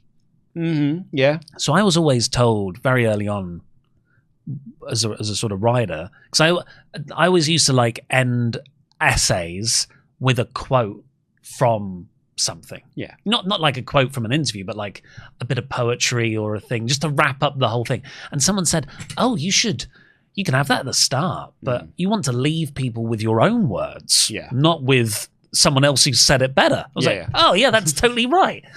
And what I think Bully does is the content of his promos isn't good enough because he's just referencing other things. If you look back, he's talking about Guns N' Roses lyrics. Yeah. In this promo, he says, "I am the Darth Vader of the wrestling business, and you're no frickin' Luke Skywalker." Yeah. The bulk of this promo, the go home promo, which should be excellent, and it's well delivered. It's just Bully doing literally saying, "Dusty Rhodes cut this Hard Times promo. Here's my version of Hard Times." Pretty much exactly says that. That's how he sets it up. I think that's his downfall here. I agree. And I think watching these weeks of TV, it's a completely different company to the one that was at the start of this year, even in the summer of this year. And the next episode, the final episode we're doing, which you can go watch after this one over at patreon.com/WrestleTalk, is the finale of this series where the Aces and Eights officially disband. It again feels like a completely different show because there's no longer Bischoff there to put his fingerprints across the show. And it is, because I've watched every single week of television of this Aces and Eights storyline. There was a period of time where they were the show. The whole entire Impact Wrestling episode was built around the Aces and Eights. And they are just not anymore. They are just lads on the roster. Yeah. And the real killer of that is one of those lads is the world heavyweight champion who is one half of the Bound for Glory main event, your WrestleMania. And he feels like the third most important thing in this storyline. Yeah. They had that, he was meant to have a feud with Ken Anderson, but Ken had to go. There was dissension with Doc Gallows. Doc Gallows had to go. He was meant to get back with Brooke Hogan and then turn even more heel on Hulk Hogan. Yeah. But Brooke had to go. And now Hogan's gone. So they're like, okay, we can't come up with anything better for Bully, so he just becomes Dixie's avatar in the ring against the person we've just decided to be the savior of the company, AJ Styles. Because what is Ace and Eight's message at the moment? What is their whole thing was to take over TNA and rule it. That's why he wanted to become the world champion, because that's how he'd get the ultimate power in TNA. Yeah. What is their mission statement at this point? Well, I do think that the early parts of it are coherent because they want to take over TNA. Bully does become world champion. And then, there's a spell where they're all on the same page, but then Bully starts to become more paranoid. Power corrupts him. Power corrupts him, yeah. And then it starts to fall apart. And that's the story they were telling. Yeah, that's all grand. But then by this point, it's just that they're kind of still telling that, but in an undercard way. Yeah. And you're right, it's just become about Bully versus AJ. It's a bit become about AJ versus Dixie, sorry. It's a bit Death Riders in a way, of those early months of the Death Riders were just sort of, this was an invading force within the company. The entire locker room has to stand together against them. Now the Death Riders are just a faction within AEW. And after a while, they just became another heel faction in AEW. The same thing with Ace and Eights here. They were, every week, it was TNA having to fight against this invading force of Ace and Eights. At this point, they're just Ego. Yeah. They are no different to Ego or the Bromans. They are just a group of guys. So let's get into the Observer notes for this week. I mentioned it in last episode, but Rev Pro ran their first ever show at York Hall with 900 people in attendance. Of which I was one. Do you want me to go through the card? Or how much of the card do you remember? Okay, I'm pretty sure Colt Cabana and Grado tagged together. They do. In like the opener. Not the opener. They're actually the semi-main. Yes, deservedly so. Yeah, and they lose. Against probably a serious tag team, Project Ego. Speaking of Ego. Andy Boy Simmons and Rampage Brown. Wow, that takes me back. Andy Boy Simmons. Mm-hmm. So the full card is Paul Robinson and Will Ospreay and Chris Travis and Martin Kirby beating... Yeah, well, that's Project Ego right there. Beating Mark Haskins, Fake El Ligero, James Davis and Rob Lynch. The London Riots, who trained me. And then turned out to be, James Davis, I think. Michael Elgin beat Noam Dar. Shah Samuels beat Doug Williams. Prince Devitt retained the Cruiserweight title over Ricochet. Yeah. Did Devitt do a proper entrance thing?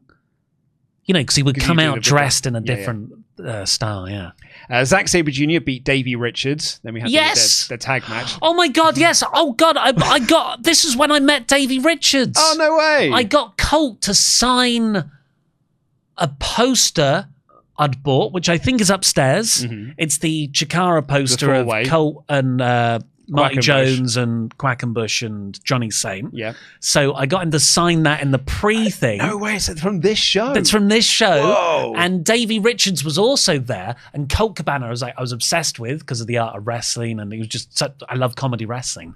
But Davey Richards, he was my guy. He was my guy. He was like my favorite Ring of Honor guy. Me, Jim Cornette, we love Davey Richards. And I was so excited to be like, can I get a picture with you? And up until this point, wrestlers had just been like, yeah, sure, and we'll get a picture. And then it's like, the courteous thing to do is then buy some merch. Davey Richards just went $20.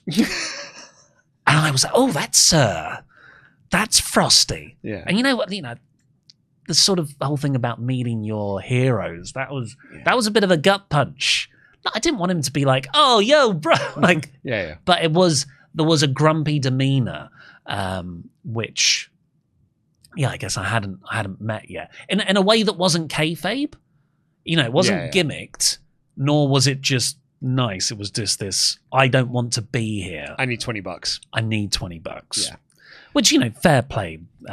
But so I met Davey Richards. And the main event was Hiroshi Tanahashi defeating Marty Scurll. Yes, and then Bret Hart came out afterwards. And Meltzer writes here, there will likely be a lot of magazine photos of Hiroshi Tanahashi and Bret Hart together as the best wrestlers from two different eras as they interacted at a show for Revolution Pro Wrestling. Tanahashi was the headline and Hart was the special guest on the show, which drew 900 fans to York Hall. The crowd went nuts for Tanahashi, throwing streamers. He faced Party Marty Scurll of TNA Boot Camp fame in the biggest match of his career. A big heat spot with Scurll putting Tanahashi in the sharpshooter while Hart watched. Tanahashi eventually won with a high fly flow. I was told the match was really good, but not at the level of Tanahashi's matches in Japan. Hart raised Tanahashi's hand after the match. Scurll started insulting Hart, but Hart decked him and put Scurll in the sharpshooter. Tanahashi then acted like the referee to signal for the submission. The show ended with a big celebration with Tanahashi playing air guitar to Bret Hart's theme. The show had two other excellent matches, with Prince Devitt retaining the British Commonwealth Cruiserweight Championship over Ricochet. Crowd was super into it. Devitt played faces who were in the UK. He's not from the UK, Dave. Ricochet did an unbelievable somersault from the ring to the floor. Ricochet missed a double rotation moonsault, and Devitt used the Bloody Sunday DDT and the double foot stop to get the win. Yes. And then they announced Ric Flair for the next York Hall show. Yeah, I don't think I was at that one. No, because I was talking to Dave Bradshaw about this, and he was like, because obviously Bradshaw was doing stuff with Rev Pro at this time. He was like, oh yeah, Andy Simmons, who's the promoter, was very keen to make sure that Andy Quildan, sorry. Andy Quildan. Was doing as much as he can do to bring in big imports to make these York Hall shows sell out each time and make that like the real standard. And like, that would become their home for a lot of it. And it's amazing to think, that's there in 2013. Next year, they're doing Wembley SSE. Yeah. It's mad. It's really exciting. Just shows though, like the British scene. This is year before his Progress, 2012, I think, when that starts. Like just that list of talent who were not yet cancelled. We didn't know then. I've got to be honest as well. This is 2013 me. I don't know who Tanahashi is. I've just heard. Yeah. I've heard Tanahashi's really good. Meltzer will talk about him. But I wasn't listening to Meltzer. Yeah, okay. Well, Tanahashi's good. He's very good. He's from Japan. I watched the match. I loved Party Marty. He was my favorite wrestler at the time, him and Zach. And I was like, don't get it. Just did a frog splash. It's got good hair, but yeah, it's got good hair though, isn't he? Did he phone it in? I don't know. And then obviously I matured and I realized the genius that is Hiroshi Tanahashi. Loki has told people he's retired from wrestling in his mind, but he still regrets never being able to do a program with Rey Mysterio. Glory by Honor 12 takes place in Chicago. It was originally scheduled to be an pay-per-view, but because of the latest misfire, that's not happening. The lineup has a Champions versus All-Star elimination match with a 2-hour time limit, which is Adam Cole, Ring of Honor champion, Bobby Fish and Kyle O'Reilly, tag team champions, and Matt Taven, TV champion, versus Michael Elgin, Jay Lethal, Caprice Coleman, and Cedric Alexander. Anyone who scores the pin over Cole in this match gets a future title shot. Also, it has Kevin Steen versus Michael Bennett in what is being billed as the Battle of the Pile Drivers, Paul London versus Roderick Strong, Mark Briscoe versus Silas Young, Jimmy Jacobs versus Hangman Adam Page, or actually just Adam Page at this point, Homicide and Eddie Kingston versus ACH, and Tadarius Thomas, Tommaso Ciampa versus debuting Jesse Sorensen. Oh, who had just been released from TNA, despite being told he'll have a job for life after an injury. Also advertised for that show is Lisa Marie Varon, aka Tara. So ROH see this sort of gap in the market. TNA are falling down. Maybe they could take that number 2 spot now. Kurt Angle said he was still working with people in rehab in the TNA news section, doing a weekly chat every Wednesday night at 7 p.m. Angle's rehab was paid for by WWE since the company offers rehab for anyone who's been under contract with the group, as long as it's for drugs and alcohol. Angle noted that he didn't find out until just before the Angle was shot he was actually going to wrestle at Bound for Glory. No.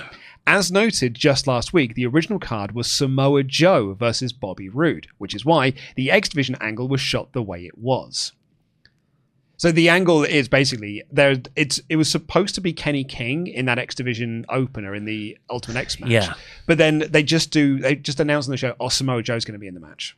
There's no like angle for it. It's just like, Samoa Joe's going to be in the match now. But yeah, it was supposed to be Joe versus Roode instead. Well, we'll get on to that match.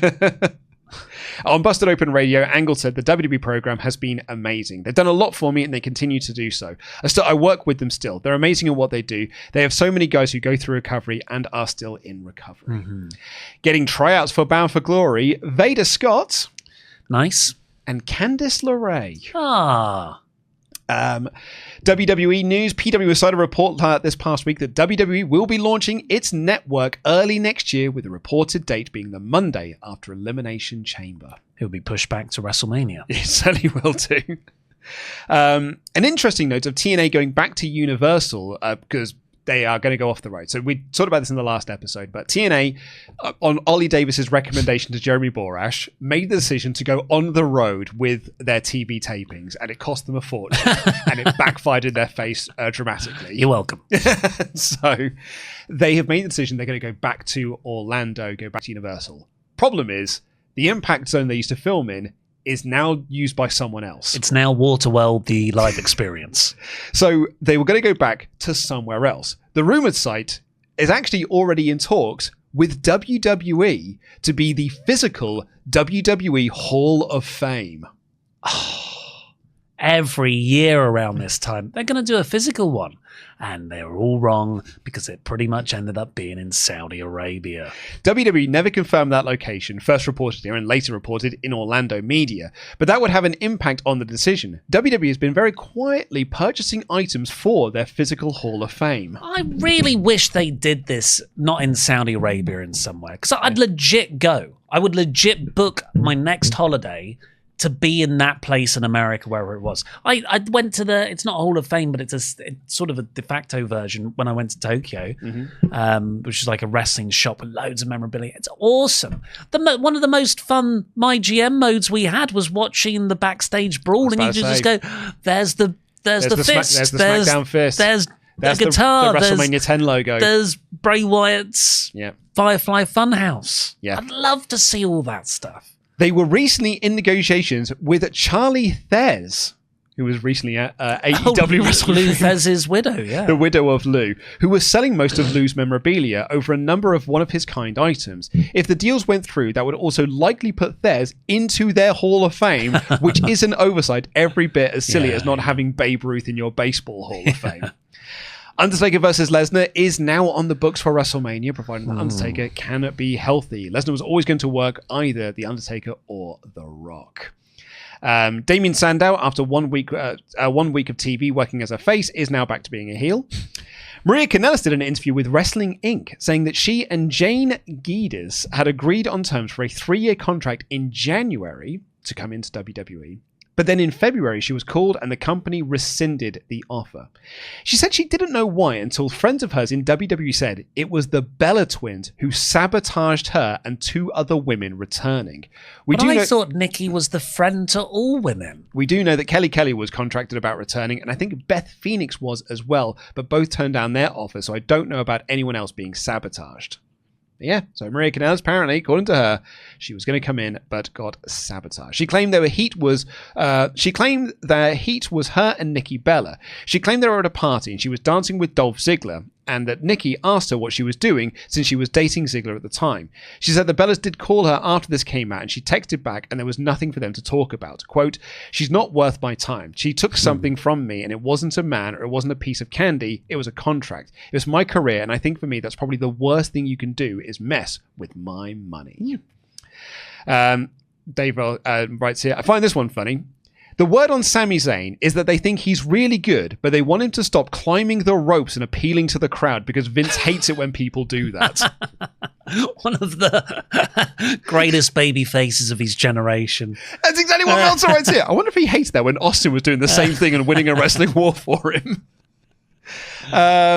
There's definitely been more of a shift in developmental back to bigger guys. Because that's what they want to do. Right here. In one case, a guy who's been a good worker and talker was told by one of the coaches to try and perhaps practice to become an announcer if he ever wants to make it in WWE, because they weren't going to make it into the company because they weren't hiring people his size. Although Eddie Edwards and Davey Richards still haven't been turned down because of the idea they want to create new tag teams. Yeah, I remember those rumors that the Wolves were going to come in. I was really excited for it. Bryan Danielson did an interview. He told a funny story about how he was wrestling in Memphis and Jim Neidhart was hired as a coach. If you're wondering why anyone would hire Jim Neidhart of all people to coach young wrestlers, it's because Owen Hart had died and WWF were trying to give jobs to the Hart family members because of the lawsuit against Martha Hart. Interesting. Jim called the promoter and said, "How the hell am I supposed to get to this show tonight when there's a goddamn river in the way?" And the promoter said, "Well, Jim, there's a bridge."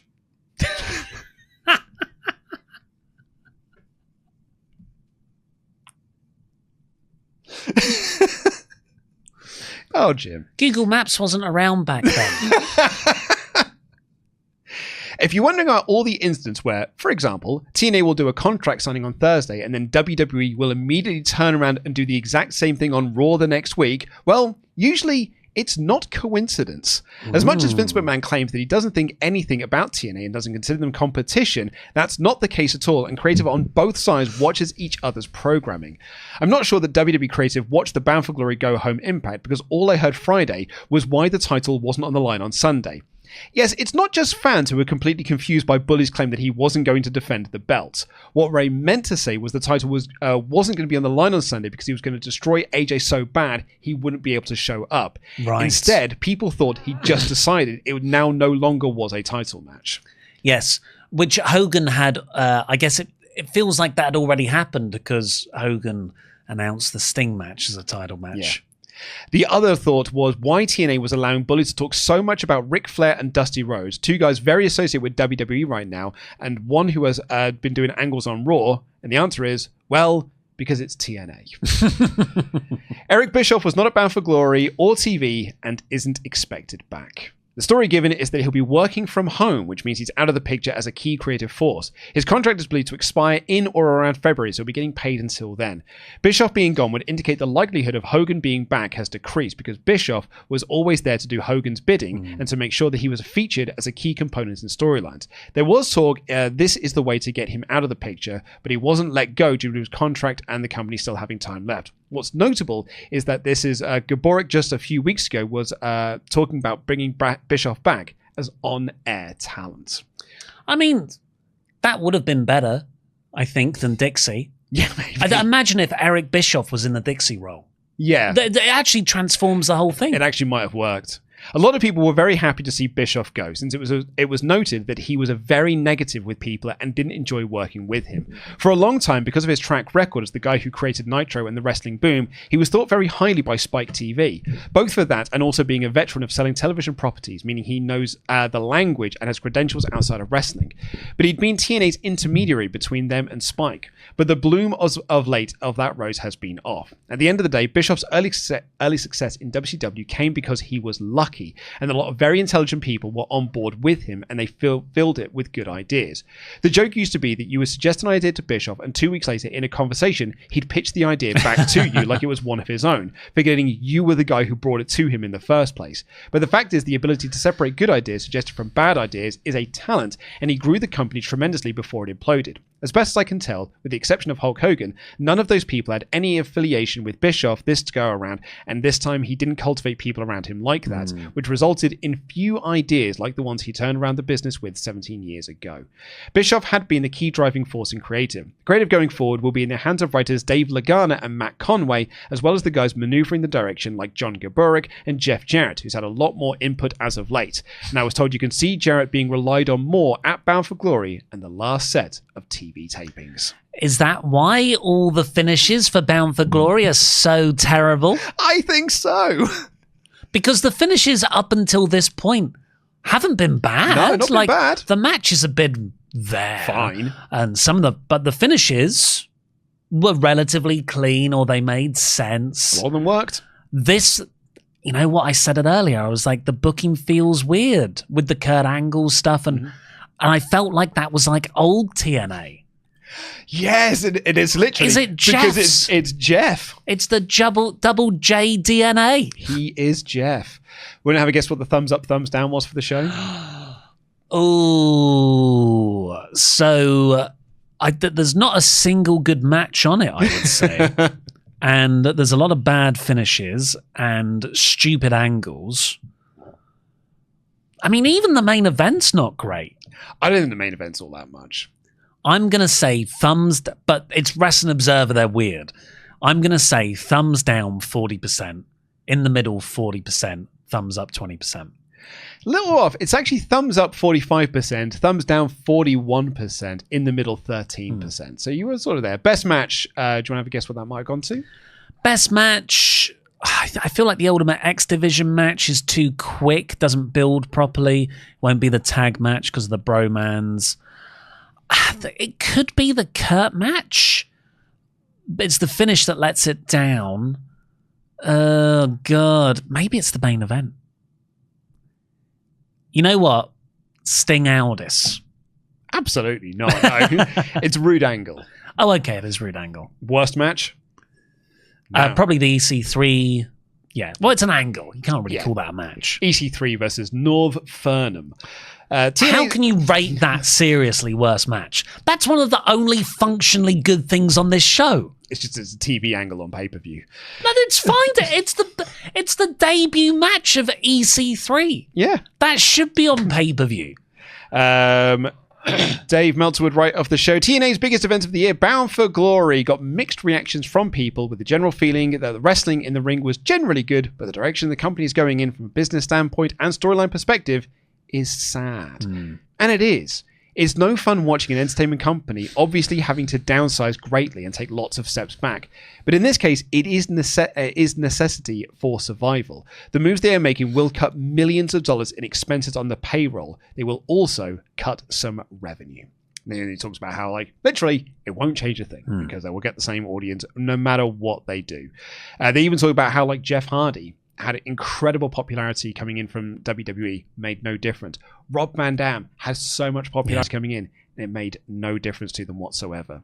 The reality is, if TNA cuts are producing... the reality is, if TNA cuts out producing television on the road, thank you, that alone will save millions of dollars per year.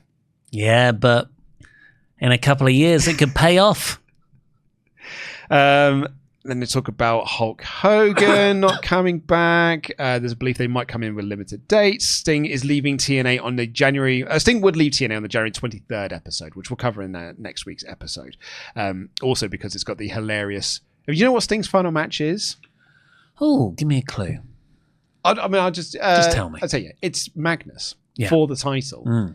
And spoilers, Sting gets 3 visual pins in the match. Even when there's no creative control involved, they still bury themselves. That's the Jeff Jarrett way. When it comes to pay-per-view, not having the next date announced or billed is not a good sign.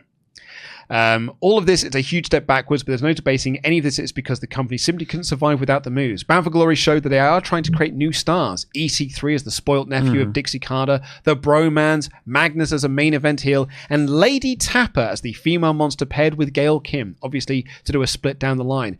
At Bound for Glory, not only was Hogan not there, but Sting and Angle both did clean jobs. Yeah. In the case of Angle, he does figure into plans going forwards because, you know, hey, the Hall of Fame Angle. The show drew 3,000 fans, which is sad for the biggest show of the year, although there were people who traveled from all over the world to see it. One person said that there were people wearing more WWE merchandise than TNA merchandise. As far as 3 hours of entertainment, it was fine. There's one story I did want to read. Where is it? Oh, do you know it's the guy who's dressed as Hulk Hogan? Yeah, in the crowd. Yeah. So the guy in the Hulk Hogan outfit at Bound for Glory is named George Antoon. He's from Australia and it was the subject of a mini documentary of his Hogan fandom. Someone from the company came up to him during the show and said the producer didn't like that he was all over TV and told him to take off all of the Hogan stuff, and they gave him a Hernandez t-shirt to wear instead. It's a like for like. This is Alvarez. Not making any of this up. He was upset they'd already confiscated his Hulk Hogan sign, so he told them no, he wasn't taking the stuff off and putting a Hernandez shirt on. So even though TNA had every right to have security move him on, instead they basically pleaded him to just do it. He refused, and they eventually gave up asking. Oh no. It's such a sad, depressing situation.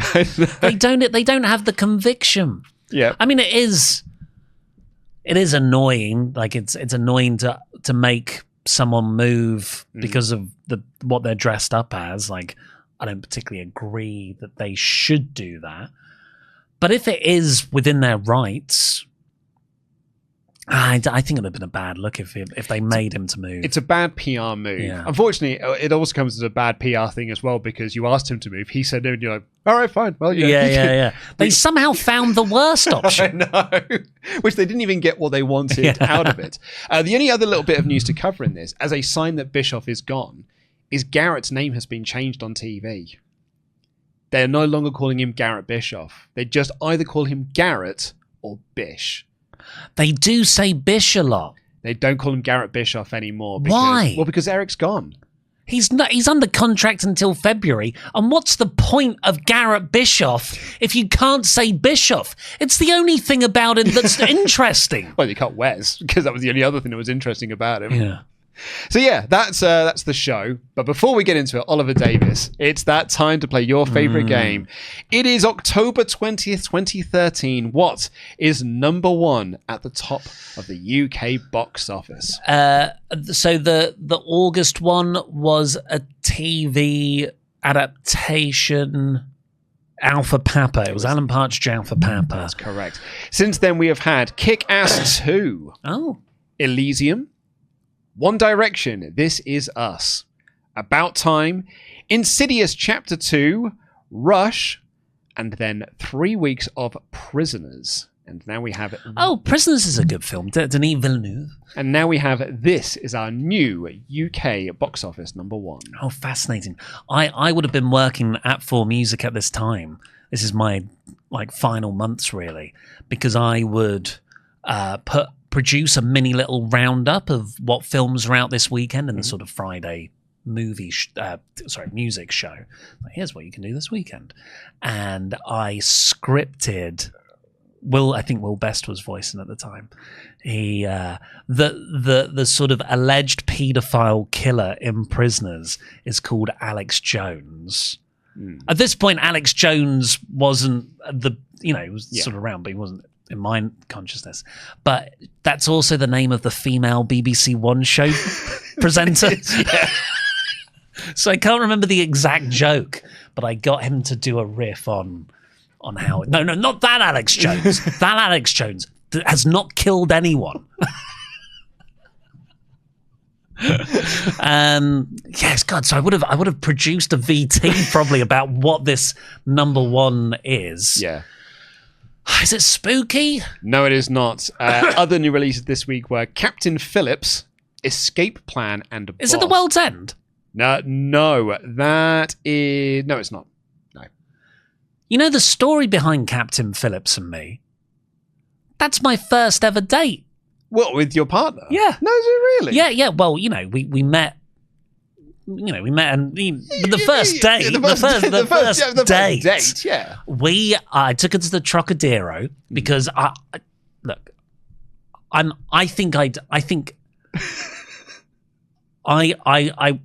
was moderately successful with women. And that was probably down to my chat rather than the dates I took them on. Well, I'm telling you, you're picking Captain Phillips to take people. Honestly, it wasn't something I realised until my 30s. Not everyone wants to see every film I want to see. So I could not separate the idea of this is a romantic date where I'm trying to impress a lady. Mm-hmm. Probably choose some light-hearted fun thing. Yeah. But there's this really good movie out by Paul Greengrass. And yeah, it's about a hostage situation on a boat. Yeah. But my brain just thought, well, it's a good movie, so we should go see that. Yeah, obviously. What else am I going to go see? So we'd go to the Trocadero. I buy the tickets for it at the Cineworld there. Is this where you lose the tickets? Yeah. Yes, I do know this, yeah. We go downstairs, play air hockey in the little arcade bit, come back upstairs to go see the film. I've lost the tickets somehow. Yeah. I get in an argument with the person selling the tickets and then their manager about how they can go back through the bank transactions. And look, I've got my card. Like I was just here. Yeah. You can just go through your transactions. I can match the card. Like, we can't do that, sir. That's not something we can do. I was like, what do you mean you can't do it? Yeah. All in front of Anna, who, we know each other, but we've never been like this together. Yeah. Oh, you're taking her on a date to go see Captain Phillips. And I was, but thank God we didn't, because then we went, I was like, well, what else is on? Oh, Prince Charles down the road is showing The World's End. We went to watch that instead. Yeah. Comedy film, much better time, off to a good start. Lovely stuff. I wasn't the psychopath that took a girl on the first date to see Tom Hanks be kidnapped by Somalian pirates. Yeah. And that's not a comedy film. It's an excellent film. I named my first company after that movie. Did you really? Yeah. Captain Phillips talks about being in seat 15 in one scene. The idea was he's telling, but not revealing to the pirates. He's telling the US soldiers, I'm in seat 15 in this boat. You can shoot everywhere else, but Yeah. not Seat 15. I called Seat 15 Limited was my first sole trader company. But sorry, there's a long tangent for what is number. That's why I guessed World's End. Mm-hmm. Ugh. Any clues? It is a animated movie for kids. Hotel Transylvania? No. You said it wasn't spooky. Romeo and Trolliet. No, it is not Romeo and Juliet. It's got the voice cast including Ryan Reynolds, Paul Giamatti, Michael Pena, Snoop Dogg, Maya Rudolph, Michelle Rodriguez, and Samuel L. Jackson. I went to a press screening of this, actually. Ryan Reynolds pre-Deadpool. Yeah. Post-Green Lantern. Post-Green Lantern. That's how we define what Ryan Reynolds' career was. It was post-Green Lantern, but pre-Deadpool. You went to a press screening before. I certainly did. I need a bit more, I'm afraid. What anthropomorphic animal is the lead? He is a snail. Oh, it's not called Whiz. Is it called Whiz? Whiz. Could be. I mean, it's not far off, I suppose. What is it? Turbo. Turbo. Yeah, I remember. I went to a press screening of that. And then it's Cloudy with a Chance of Meatballs 2 after that one. Yes, I remember. Yeah, great movie. What is the number one song? October. Yeah. Okay, clue I will give you for this one is, while it is not directly related to the world of pro wrestling, when I hear it, the first thing I think of is pro wrestling. So is it Flow Rider? No. It's not a WrestleMania theme. Not a WrestleMania theme. Not a song that was written for a wrestling show, not a song that was used for a wrestling show. Yet you think wrestling. I think wrestling, and you'll know exactly why when you work out what it is, or if I tell you what it is. Does it have a music video that revolves around wrestling? No. The lyrics conceptually describe wrestling? No. But a wrestler might have done something with it. Oh, Shake It Off by Taylor Swift. No. I thought because The Rock does the lip sync version. You might have to tell me. What if I was to tell you that the person who did the wrestling thing connected to this song has become very, very famous with mainstream wrestling fans this year, and actually is currently working for the promotion that we are covering in this period of time, but basically really is with WWE at this point. The person who did the thing. Yeah, that makes me think of wrestling when I hear this song. Oh my god. Okay, all right. Well, let's work backwards from this. Let's treat it like a Blood on the Clock Tower character, and let's work backwards when you're working out the rule. Who is currently in TNA, but basically is with WWE at this point? Joe Hendry. Right. So there was, I believe, in Joe Hendry was his first one. No, was the current one, but before then, he had. What's one of the big Hendry entrances? Wrecking Ball, Miley Cyrus. Yes, I came in like a Hendry ball. Very good. Very, very And what good. an entrance. So good. But yeah, that is your number one movie and number one song here in the UK. I love that Miley album. Oh, yeah? There's We Can't Stop. Oh, I think that fits in the bracket of Black Eyed Peas' I Got a Feeling as party songs that are weirdly sad. Tonally. They just the music has a minor note in there somewhere. Yeah. Do you remember we talked about this with Where Is the Love? Yeah. And it was like, yeah, it's a song about 9/11 and the Iraq War. And you were like, is it?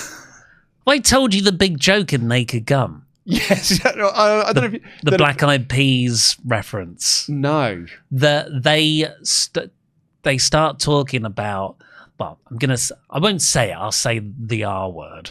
So the let's get it started in here was originally let's get art in here. Yeah.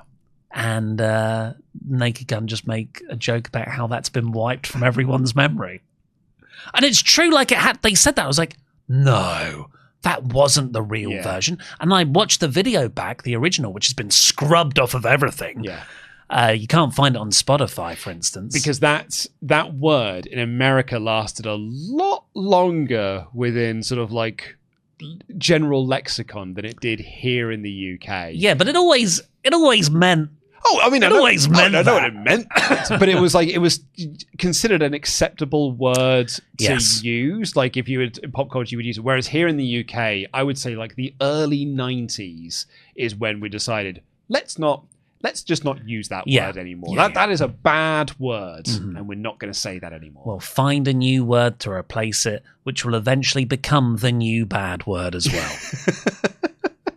Yeah, I suppose it did actually. Yeah. All bad words are replaced by what we think are good words, and then those good words are used to mock the people they're meant to describe, Yeah. and then they get banned too. And they become bad words. And the cycle repeats.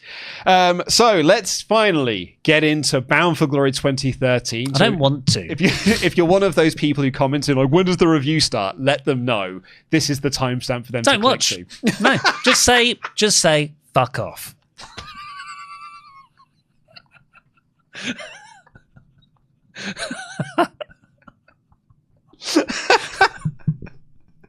I'm not going to say I disagree.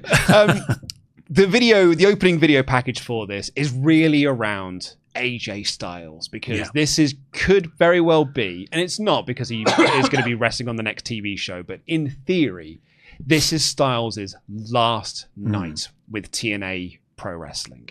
Because he's won the Bound for Glory series. It's him versus Bully Ray for the world title, but he's not got a contract with TNA at the moment. And when he wins this title, he is taking it and he is going. Yeah, again, I don't believe AJ's fire here. He just comes off as quite monotone and unexcited. And one of the opening lines in this emo video package from him is, "This story was over weeks ago." And the way it comes off, like, I don't know why we're doing this. I don't know why we're doing this either. Like, Bully Ray's like, I put the wrestling world on hard times, brackets, apart from that time I lost the title for 2 weeks. What a better story this would be if Saban's victory was never a part of it. It's the Luger, it's the bloody Luger win. Yeah. Everyone never talks about the fact that Luger beat Hogan for the title in this big 18-month story where Sting was going to dethrone Hogan for the belt. He'd already lost it once during that time. But really, as we've talked about a lot here, the story is between Dixie and AJ. We are in San Diego, California with Taz and TNA doing commentary, ready for our opening contest, which is a... Oh, hello. I've made a bit of an error in my notes here. It's a 5-way X Division match. It's a 5-way Ultimate X match, but I've written Jeff Hardy versus Austin Aries versus Velvet Sky versus Samoa Joe versus Manic. Yeah, because Velvet Sky does come out with Chris Sabin, and she does cause the finish. So I wasn't a million miles off, but yes, I was not meant to write Velvet Sky. I was meant to write Chris Sabin. But yeah, Jeff Hardy, Aries, Sabin, Joe, Manic, Sky. This, like, just as a lineup on paper, I was like, this has got to be the most stacked Ultimate X match ever. Yeah. Because Ultimate X matches are usually Sanjay Dutt, Amazing Red. Pete Williams. Yeah, like, and you'll have like a few big names in there. So I looked at every Ultimate X match No ever. way. There's been like 50. Yeah.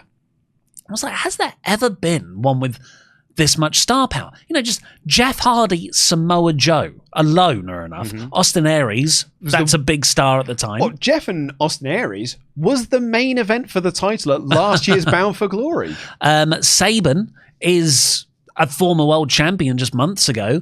Manic's here. Yeah, Samoa Joe, former world champion. And really, the only one I could come close with in star power, not in match quality, because I think this match is just there, is the 2015 one for the vacant tag team titles, and that's Jeff Hardy and Matt Hardy versus Aries and Bobby Roode versus Bram and EC3 versus Kenny King and Low Key. Huh. But even then, it's like, I think this one has more star power on paper. Of the 5 people in this match, 4 of them are world champions. 3 of those were the world champion within the last calendar year. And, you know, the other one's Samoa Joe, who should really be more of a world champion in TNA, but is not.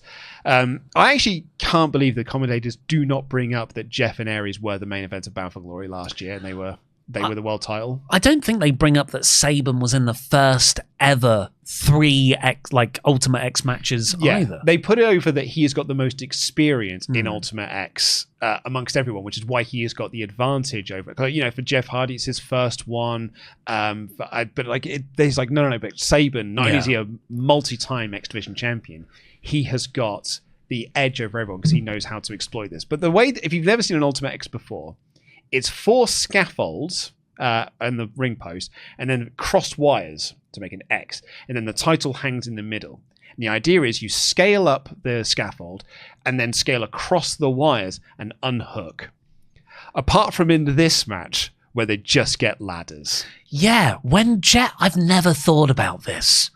It's like I never question why someone rebounds off an Irish whip. I've always just gone, those wires there, the only way you can unhook the X is by monkey climbing the wires or like sort of shuffling along the wires above the ring.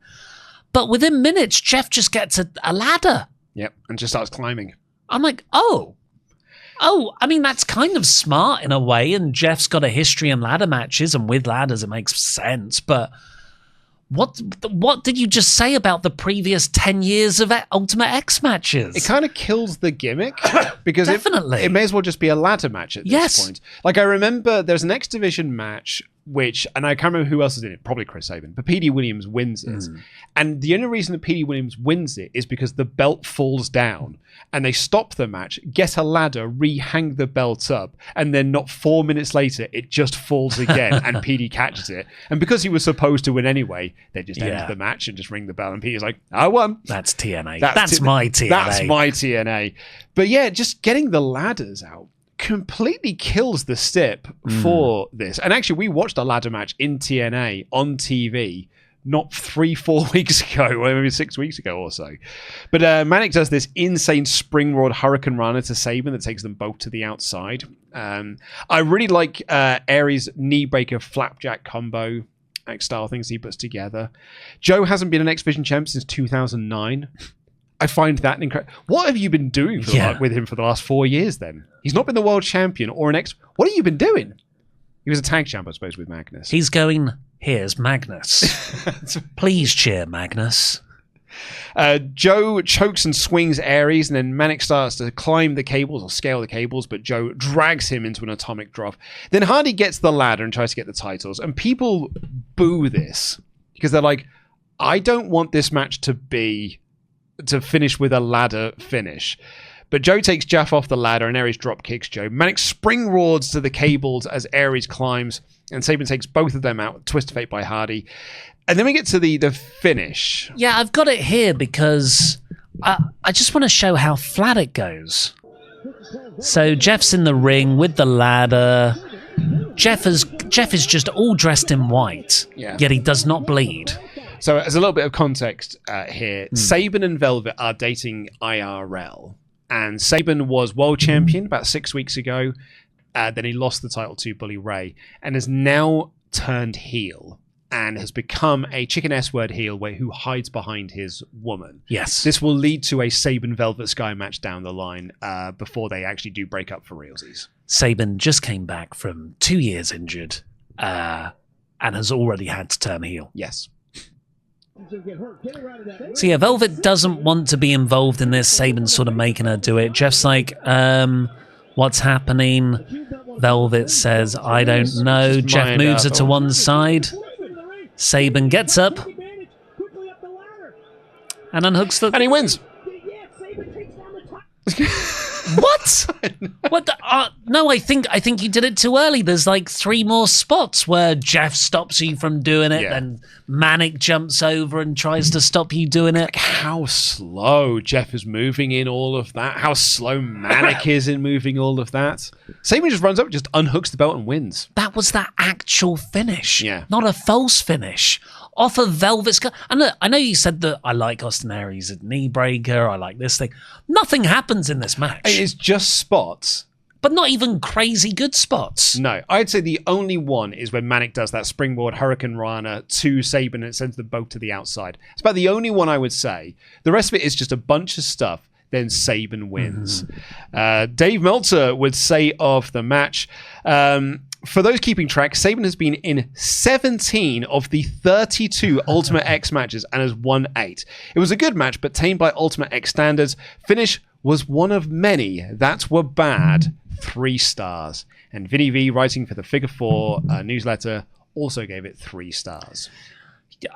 Totally nothing match, in my opinion. Totally nothing match with a really crap finish. Yeah. Jeff Jarrett, he's there. But look, who's this? It's can we interest you in some online poker games? Doesn't Taz look like he works at a rubbish casino? As that, yeah, because he's got the aces, the ace card, the ace of spades card. Maybe the sunglasses as well. Yeah. Not cool. This might be AJ's last match in TNA, so we get a few videos throughout the night giving us highlights of AJ Styles' career in TNA. And the first of this is him winning the very first X Division title with Ricky the Dragon Steamboat as the special guest referee. This is, I always like when TNA do this. I like it when any wrestling company does it. I think TNA were always very good at it, and that's making their own history feel really important. I wish AEW did it more, but they have played this entire clip in the wrong aspect ratio. Because... It was a 4x3 era. Yeah, it's 4x3 era. So what they've done is just made it full screen, which has stretched everything out. We can't have the pillar box. So let's sure, great. Hello. Sorry, have I turned on an episode of TNA Impact? Because Bad Influence come out for a promo segment. They've not got enough wrestlers, so we just have to have bits like this. I should point out as well that when we did our Hardcore Justice episode, which is over at patreon.com/WrestleTalk, they introduced a new heel faction on that show, which was Ego, the Extraordinary Gentlemen's Organization, Christopher Daniels, Frankie Kazarian, and Bobby Roode. That faction's basically done.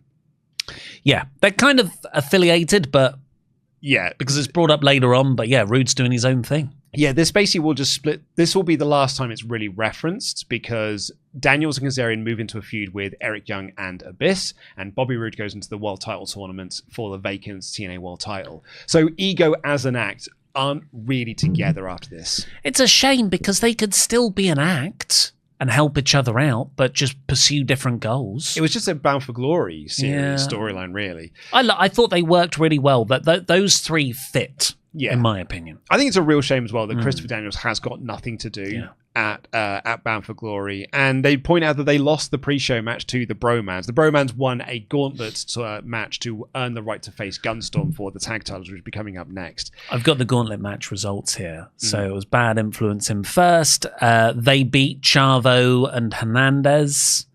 Talk about fallen stars since last year's Bound for Glory. Then Eric Young and Joseph Park come in. They eliminate Bad Influence. Then the Bromans come in and they beat Eric Young and Joseph Park. Yeah. So the Bromans are on the tag title match. Which is why Daniels and Kazarian have got such an issue with Eric Young and Joseph Park. Kaz says, not since Brokeback Mountain have two guys been screwed more than Bad Influence. It's a fun line. Yeah. It's an embarrassment to wrestling, an embarrassment to all of you turds.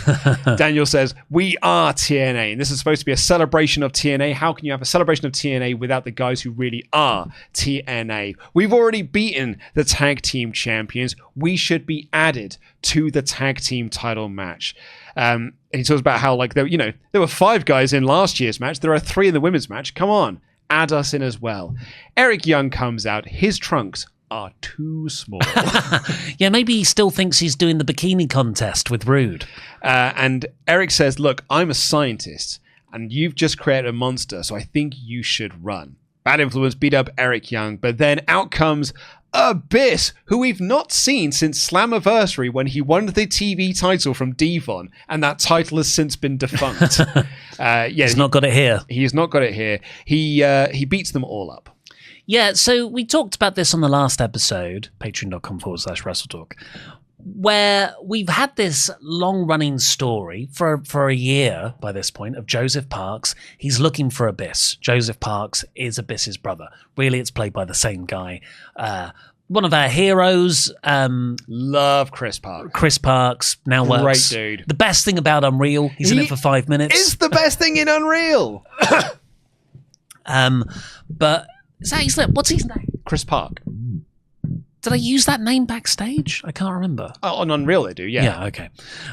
But he's been this guy who's not meant to be a wrestler, but he's big and he's been flukily winning matches. He's awesome. And the crowd always get into it. We get into it. It's performed perfectly for what it is. He's so good in this role. But then at Slammiversary, Abyss just returned. You're like, oh, but I thought the big payoff was Parks realizing that he is Abyss. He gets a bit crazed by the blood on his lips, for instance. Yeah, the story they do on TV is if he gets a bit of color in a match, the monster comes out of him and he hits a black hole slam to win, and he'll do the pose, then suddenly like snap back and realize that, oh, what am I currently doing? Yeah. So Abyss comes back for that one night and then he disappears after winning the title. And then he's back to being Joseph Parks, which is great. Yeah. But you're like, oh, that's a bit weird. I feel like the story was told out of order there. And here, no Joseph Parks. Well, I guess he was on the pre-show. He was on the pre-show, yeah. But Abyss is just here, and he beats everyone up and lifts up Eric Young. Yeah, and they will continue this a little bit in our last episode that we get to do, which is patreon.com/WrestleTalk. One of the advertised matches for our next show, Turning Point 2013, is Abyss versus Joseph Parks. So we will cover it, and that's kind of more or less they stopped doing the Joseph Parks stuff because again that was kind of like a holdover of the Hogan Bischoff era. But this is a year plus storyline in the making. This is Bound for Glory. This is your WrestleMania. This should be a huge moment. Yeah, they shouldn't have had him come back at Slammiversary. This should have like a big build going into it. Joseph Parks should have been beaten up in the ring. Maybe, this match should really be Eric Young and Joseph Parks versus who's the tag champs? Gunstorm. Oh, but the title should be on Bad Influence. It should be a huge street fight, Monsters Ball to try and get Abyss to come back. It should be Eric Young convincing Joseph Parks, you are Abyss. Yeah, and he's like, no, but he gets more and more blooded throughout the match, and then he's like, I don't know, put under a pile of debris and tables and stuff. Yeah. And then, oh no, Eric Young's been worked over in the ring. Oh, who can save him because Joseph Parks is dead? And then all of a sudden, raw! And this Abyss, he's transformed, he's got the mask on, he emerges from beneath the tables and he comes down and that's the payoff. Yeah. You should have the realization that the payoff should be that Joseph realizes that it's not his brother, he is Abyss. But this is just... It's just another TV angle to build to next week's TV. It feels like a TV segment, and a bad TV segment. Yeah, not a great one, yeah. And it's on Bound for Glory, their biggest show of the year. Really disappointed. I'm so disappointed in this. Me too. JB is backstage looking at your feedback from twitter.com. We're going to be reading them all night, everyone. Not out loud, but we will be reading them all night, just so you know that we are seeing what you have to say. But not just Twitter. It's also Facebook and Instagram. We're going to be reading comments from all of those, not out loud. He interviews Gunstorm, and they say, look, I look at you and I see two bros. I don't see two men. You've been lucky, but now you've got to be good. And you know what I always say about luck. Sorry about it. Yeah. Apologies that you are unfortunate with Lady Fortune.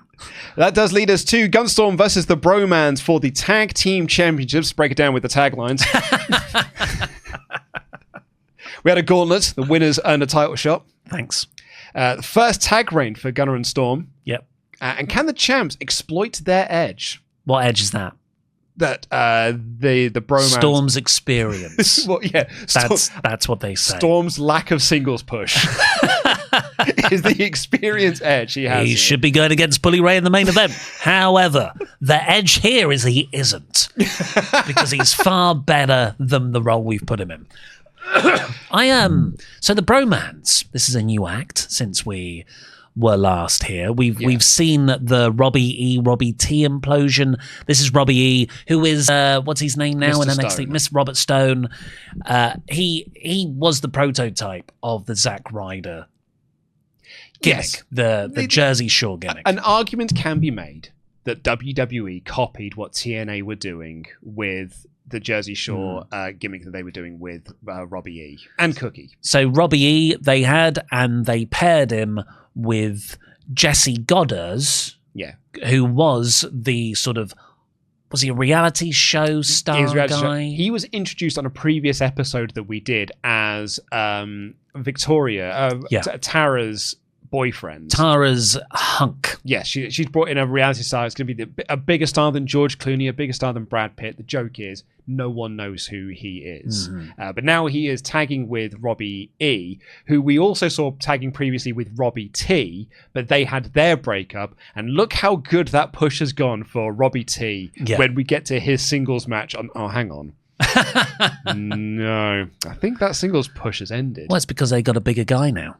They've got Mr. Olympia, Phil Heath, who walks out with the Bromans. So Tara was the manager for the Bromans because of her association with Jesse Goddard. However, she's been released. So now they've put Mr. Olympia with them instead. That'll get butts in seats. Everyone's talking about Mr. Olympia in 2013. I've written here, Robbie's gone from one tag team to another one. Storm has gone from 2 different tag teams to another one. They just don't know what to do with the guy, do they? No, exactly. You'll never guess what, everyone. This is a basic tag match. Yeah. Look, the Bromans, I really like Robert Stone. I actually think them together as the Bromans is a really fun act. One of the best things on the show is the protein shake celebration we get later. Less said about the interviewer, the better. We'll get on to him. But who is that guy? But they are a mid-card act. Yeah. They are, like, you know, in that golden era of WWF tag team wrestling, they're way below Right to Censor and Too Cool and everyone. Oh yeah. Like they're on Sunday Night Heat. So they're not great in-ring wrestlers. No. Gunner, at this point, and arguably never became one, he's just a fine wrestler. He certainly doesn't get crowd reactions. No. James and Storm. He's been worked over during the match. Oh, God. As soon as Gunner does anything, the crowd go... Like, the air sucks out the room. It's weird. It's like everyone's made an agreement that they won't cheer Gunner or even react to anything he does. They do chant Spear when he teases he's going to do one. Storm is, of course, over. He's just got that natural connection with the audience, particularly with the TNA crowd.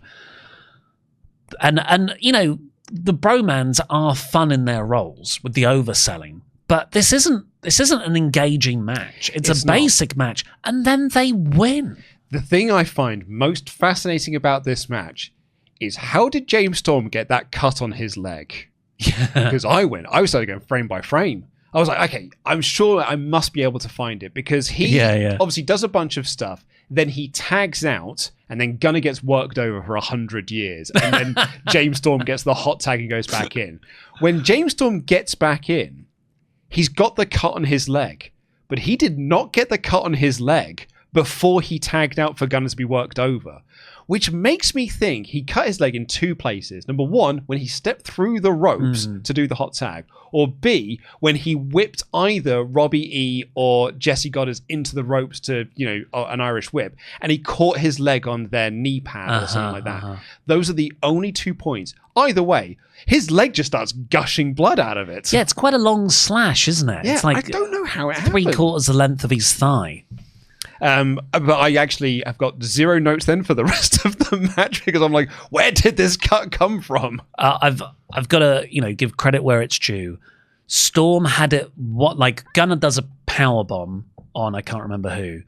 It was Robbie E into a Storm backbreaker. Yeah, which was a good near fall. A really good last minute save by Jesse because of Jesse. Jesse's near fall save was so good.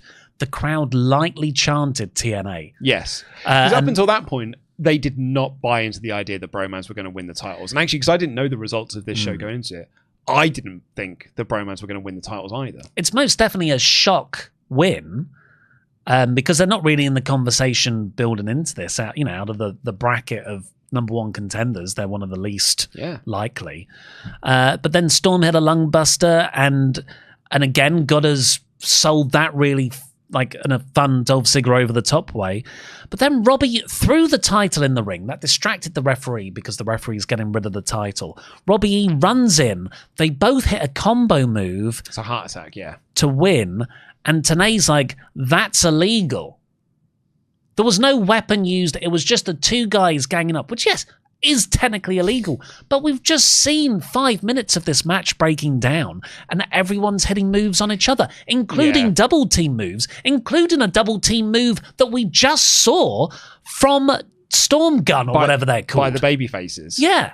So where's the heat here? Why didn't Mr. Olympia, who is out there as their second on the outside, doing nothing, distract the referee? Robbie then uses the physical belt to win, or a loaded protein shake, I don't know. And that's how they get the win. Yeah. Via cheating. Imagine it was like a protein shake, like it was poison mist. That's an excellent idea. Thank you. I don't know how anyone could miss a protein shake. They're claggy. Just be like spinning. But that's why it's so effective, because you get like all of it like on your face, like it's a thick. It's like a Dilophosaurus in Jurassic Park. This is terrible booking. Yeah, it's not great because it does nothing for the baby faces. They look like they've been beaten clean. Yeah, and then you got the trying to get like the righteous indignation from the commentator being like they cheated to win, but they didn't really cheat to win. Bit of like light distraction. It makes TNA look lame. Yeah. Dave Meltzer would say the crowd never bought that Goddess and Young were going to win here. He's written Young, but I think he means the other one. Young and E were going to win, let alone pinning Storm clean, because of course you had to pin James Storm. Let alone pinning Storm clean with the heart attack. 2.5 stars. Why did they not pin Gunner there? Ridiculous. Well, because you know what a James Storm tag team is all about? Getting over another guy. And Vinny V would write, the crowd chanted spear for Gunner, which is funny considering how many times Edge tried to get that over and failed. They got the heat on Gunner for a while. Jesse has a cool dropkick. I think I've mentioned that before. Really, in every way, he is shockingly good for his experience. I do agree. He's got something. Yeah. He does have something. I mean, he may already be better as a tag team wrestler than Gunner, who has a tendency to hit a move, then fall down when he remembers they're supposed to have the heat on him. Robbie kicked out of a top rope elbow. I think Jesse was supposed to break it up, but he missed his cue right after I said all of those nice things about him. Gunner managed to backbreak a Robbie onto his head. These are not typos in this sentence. I didn't think that was even possible. What was Gunner's act called in WWE? The Forgotten Sons. Got him. That's an awfully clean win here, really. The bodybuilder never interfered. Nobody used a weapon. They hit a guy with a move and pinned him clean. A really good basic tag match. 2 3/4 stars. Standards were low in 2013. Yeah, well done for doing a standard tag match. We had the Hall of Fame dinner for Kurt Angle.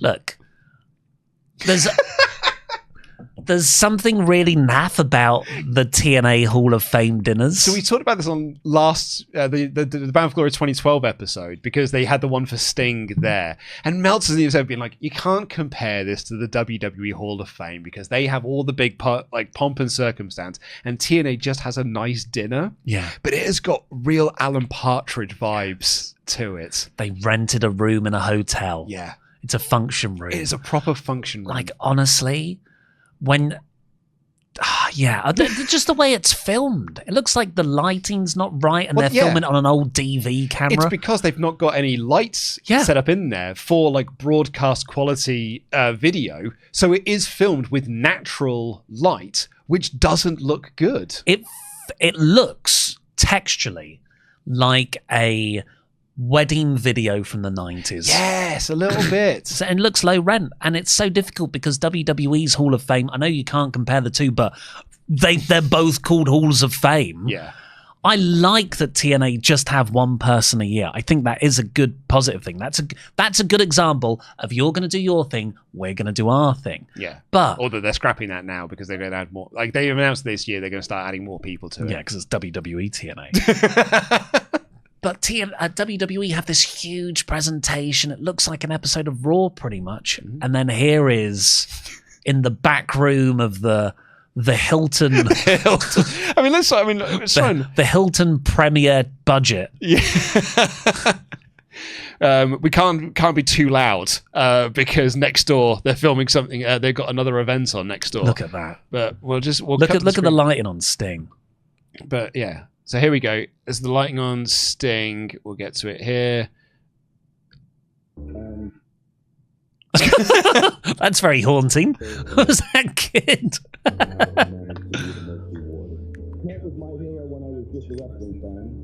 Why is Aldous doing a speech here? Part of the Main Event Mafia. They are trying to get him over. Oh, yeah, he is. But he has no right to be inducting Kurt or giving a speech for Kurt. He is the next world champion. I can say again in all sincerity that he is my hero today. That's the only shot they can get of Kurt, because there's no light on him. It's just him in a dark room. Of my entire generation. Thank you for everything you've done and everything you continue to do for this great business that we all love so much. Thank you. Jeff Jarrett there. Oh, has he got his face paint? It does look like it, doesn't it? He's just put on the white powder. He is one of the greatest all-around entertainers. It's always freaky seeing Sting without makeup. Yeah. Like the I hate his little goatee. Dave Meltzer would say, Sting inducted Kurt Angle into the Hall of Fame. TNA tried to get a major pro wrestling name from outside the company, but came up dry. And Vinny V would write here, Samoa Joe, Magnus, and Sting all had nice things to say about Kurt. It looked like there were perhaps 100 people there, and it came off so rinky-dink compared to the WWE Hall of Fame, which, you know, it is, but it even looked worse than you'd think. So, what did you just say? That Sting inducted Kurt Angle into the Hall of Fame here? Well, that's what Meltzer writes, yes. But this is not the actual... What they're doing here is giving a nice speech. This is the dinner before the Hall of Fame at the Hilton. Look, I've watched this. Golf breaks are next door having their Christmas do. There's a team building thing, yeah, for golfbreaks.com. Yeah, I just wouldn't have had this. I think you could have watched this and gone, yeah, it's a shame, isn't it? It's a shame it doesn't look better. I guess it's not going in the broadcast. I'm glad we filmed it for posterity, but we can't put it out on TV. No. People are paying for this on pay-per-view. Especially if we're then going to do another induction speech right after. Because then we actually do the Hall of Fame induction next, which is Sting bringing Kurt out to do the official Hall of Fame. He cuts a brief speech and then brings out Kurt. Angle has a nice speech as well. And Sting says, you know what? It's lonely here in the Hall of Fame because it's the only person in it. And let's make this official. And TNA's Hall of Fame it's not a ring because they're trying to be different from WWE. So what you get instead is a nice watch. And Sting hands over the nice watch. And Kurt, the crowd chant, you deserve it. And I've written here, why does it feel like this is about to turn into an Angle? Yeah. And then Angle says, I've let my family down. And the crowd still chant, you deserve it. And, and then Angle declines the induction because he wants to set a new standard. And when I'm worthy, I will join you in the Hall of Fame. What is this? What they're doing is they're leaning into his real life issues. Yes. Because, like we said, 3 months earlier, he went into rehab because of a DUI and addiction issues. But, so is that what they're leaning into without saying outright? Yeah, but they've been saying it on TV, and that's been part of the build-up between him and Bobby Roode. I think this is a real failure. I think the idea of the Angle is bad. I think having this, playing the dinner recap into this is confusing. A portion of my notes are, what? But wasn't he inducted the previous night? I just watched a video about it. Yeah. I think there's this sort of wrestling rule that I really believe in. Don't have your top stars come out multiple times. Yes. Because their first entrance will always get the biggest pop. Yeah. Their second entrance, no matter how big the star is, will get 50 to 80% of the pop of that first one. So save it. Mm-hmm.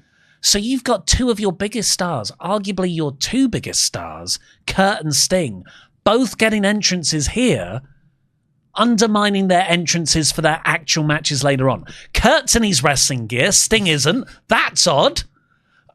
I guess Kurt's wrestling slightly before Sting. Sure is. But this, shouldn't he be dressed up? Well, Sting's just got to change his t-shirt. I thought this was such a failure. Well, and just the idea of Kurt saying, For the second ever Hall of Fame? I know. Nah, I'm all right. Yeah, sorry. Thanks, but no thanks. I've got to beat Bobby Roode first. We'll see how that one goes. Fans did chant, "This is awkward." It's so awkward at the end. They just there's no real end. No. Yeah, yeah. Well, you also get to see the Hulk Hogan guy in the front row as well in all of this. What I've accomplished in the past is nothing compared to what I'm going to accomplish now and in the future. Kurt's heart doesn't seem to be in it as well. That checked out thing you were talking about. Singer! I am worthy. I will join you in the Hall of Fame. Thank you.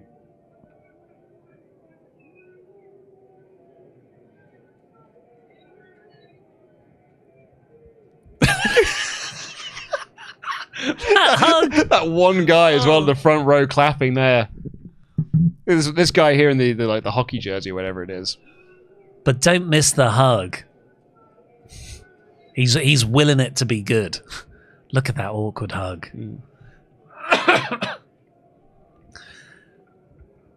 Someone needs to edit in all of the Aces and Eights reactions to Tito coming out now.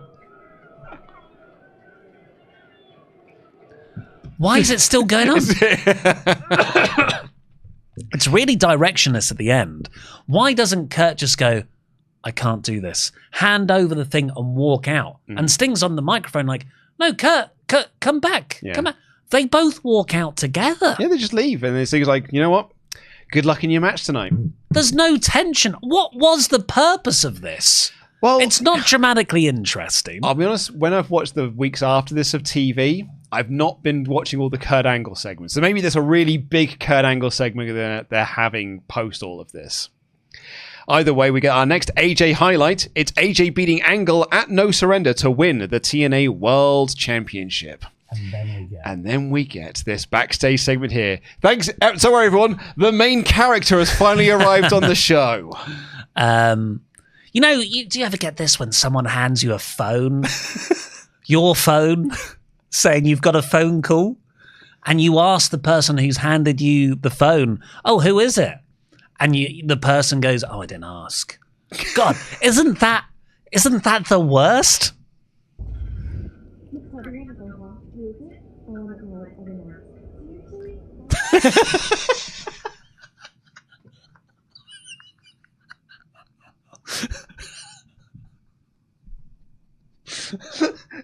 It's the worst thing. It's ruined my day.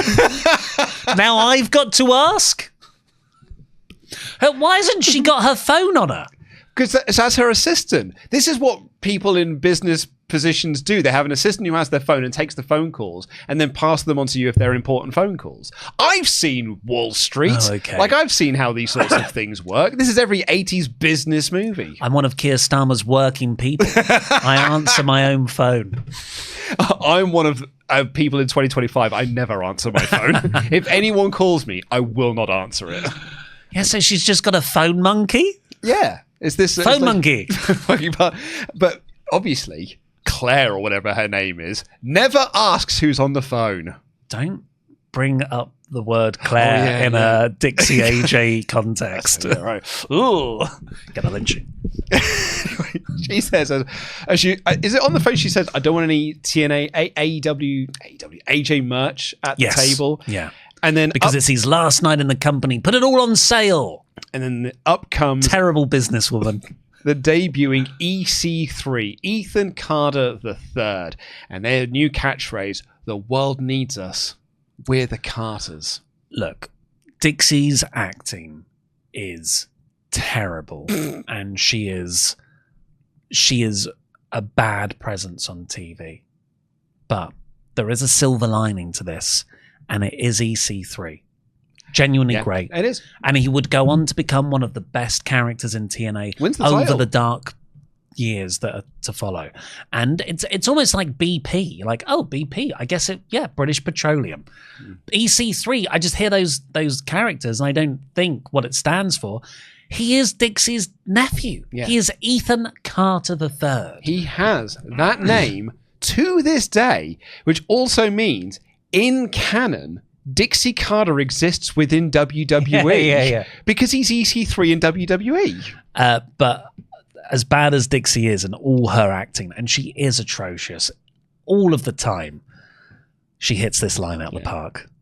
I have handpicked the perfect opponent for you. But it's not going to be easy, okay? But you just have to do me a favor and remember one thing. What do we always say? The world needs us. We're the Carters. That's not what it's. Maybe it's EC3 giving her inflection. I was going to say, she does not nail that line because she says it the same way she says all of her other lines. That is when you watch a match and you go, God damn, Gunner was good in that match. Oh, no, wait, it was James Storm. Up next for the Knockouts Championship. It really feels like this division is 4 people deep at this point, considering the matches that we've watched. It's ODB versus Gail Kim versus Brooke Tessmacher. Let's break it down with the Knockouts. Okay, what's their thing called? Because it's the tail of the tape in the main event. It's the X Factors. Bitch words. Championship triple threat. That's what's happening. It is a triple threat match. Both of the challengers looking for their 3rd title reigns, including Brooke Tessmacher of all people, and ODB's Bound for Glory history. She debuted at a Bound for Glory, and she's at another one. Sure. Yeah, great. It's amazing how little heat there is for Brooke Tessmacher coming out, considering she is aligned with the top heel of the promotion, the second top heel of the promotion, and is on TV a lot. Well, the reason for her heat, Hulk Hogan and Brooke, aren't in the company. Yeah, I guess so. Yeah, you're right. Yeah, you do as a heel character. She is a heel character designed to get heat because of who she is an opposition to, and the opposition's not there. So it's a now defunct joke. Yeah, Brooke has a lot of butt-based offense, and it's allegedly award-winning. We cannot corroborate it, but okay, so the butt apparently won an award. Yes, we cannot find any evidence of We've tried. this. We Googled, if you heard the last episode, Googled a lot to try and find. We went deep into that hole. We did. And then fell down a bit of a rear of the year hole as well. Found out it's fairly disturbing. Yeah, quite well. Yeah. There's some young people on that. There's some very young people. Well, I said this on a podcast recently, but I haven't seen Charlotte Church's tits talked about so much in the UK British media since she was 15 years old. And her bum, apparently. The bum was getting it as well. Anyway, there's a really odd line by Taz, who is awful in this match. It's a weird bit of commentary from Taz. When Brooke is doing all of her butt-based offense, he says, she tests out those moves in the clubhouse on the guys. And I'm like, but we just did a load of angles on TV where Nux doesn't like Brooke because she's a hoe. And this company's all about bros before hoes. So is she doing it on Nux and Garrett, who's also annoyed that she's part of this group? It feels like Taz thought that was a funny line in the moment, but it is counter to what the TV show keeps telling me about Brooke Hogan and her relationship with the Aces and Eights, which makes me think that Taz isn't taking this seriously. Yes, I think you've hit the nail on the head as to what Taz's problem is in this role. He will say what he needs to get a reaction in that moment at the expense of the whole faction he's a member of. Yeah. I'm going to put over Brooke a little bit though, because shout out to some TNA legends. She gives a bit of a shout out to Monty Brown in this fight. We both okay, yeah. Over in here, why is this so good? Well, I'll tell you why, because I've rewatched this loads. It's Gail's cell. Because actually, so what we're going to see is Brooke doing a pounce on Gail Kim. Yeah. And I was like, where the hell did that come from? That was awesome. It's awesome. Brooke's actually moving in slow motion. It's Gail Kim's reaction, like the way she sells. I'm pretty sure I'm right. Have a look.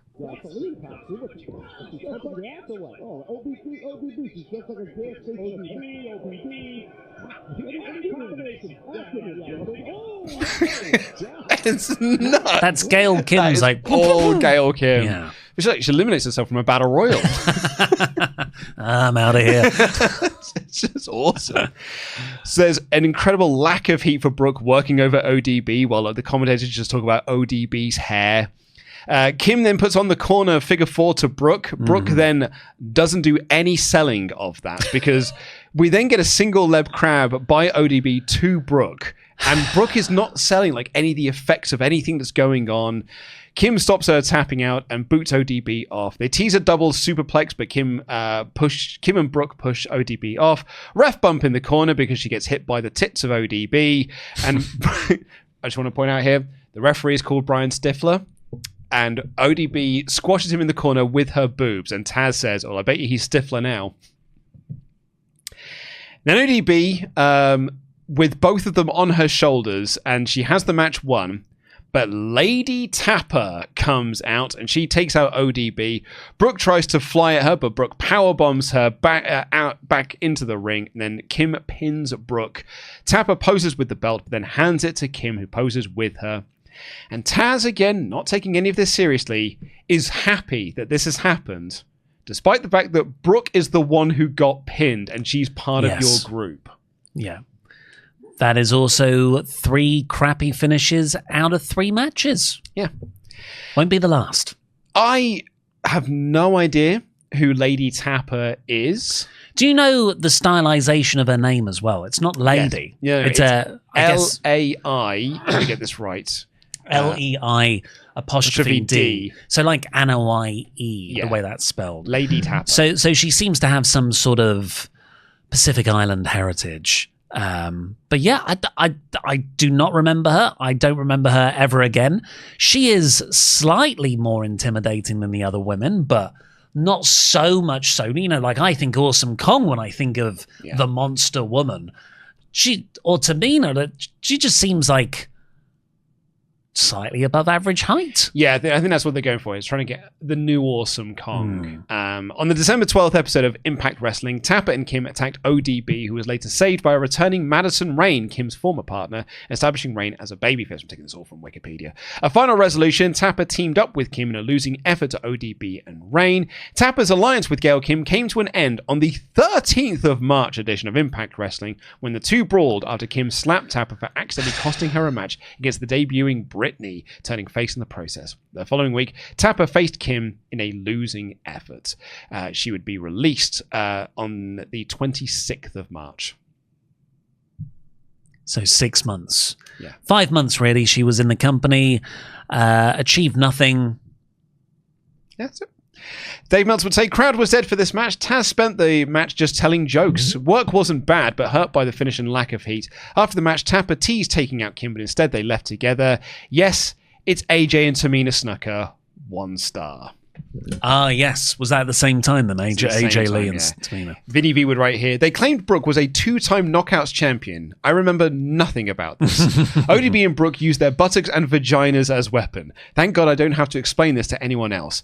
Announcers very quickly got bored and started talking about hairdos and fashion.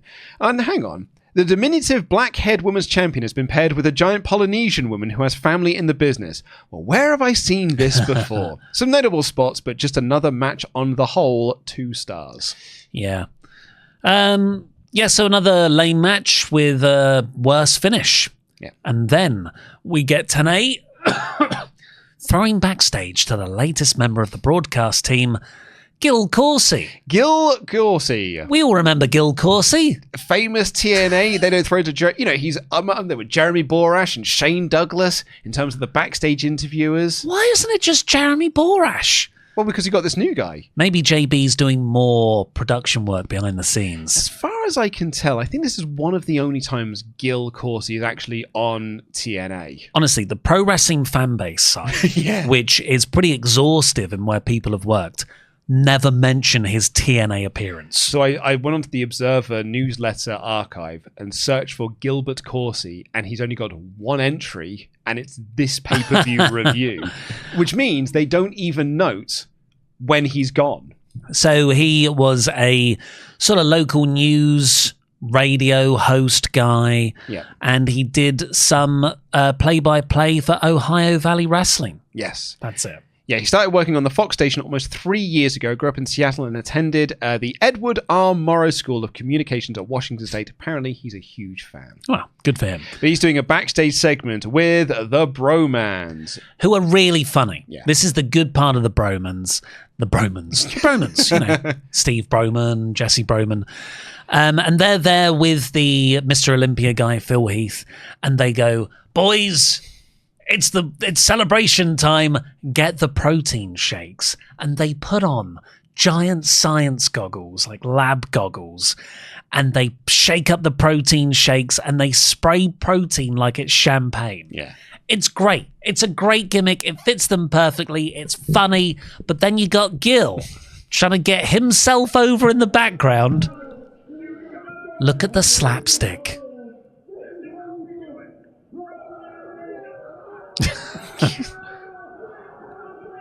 Whoa! Wacky!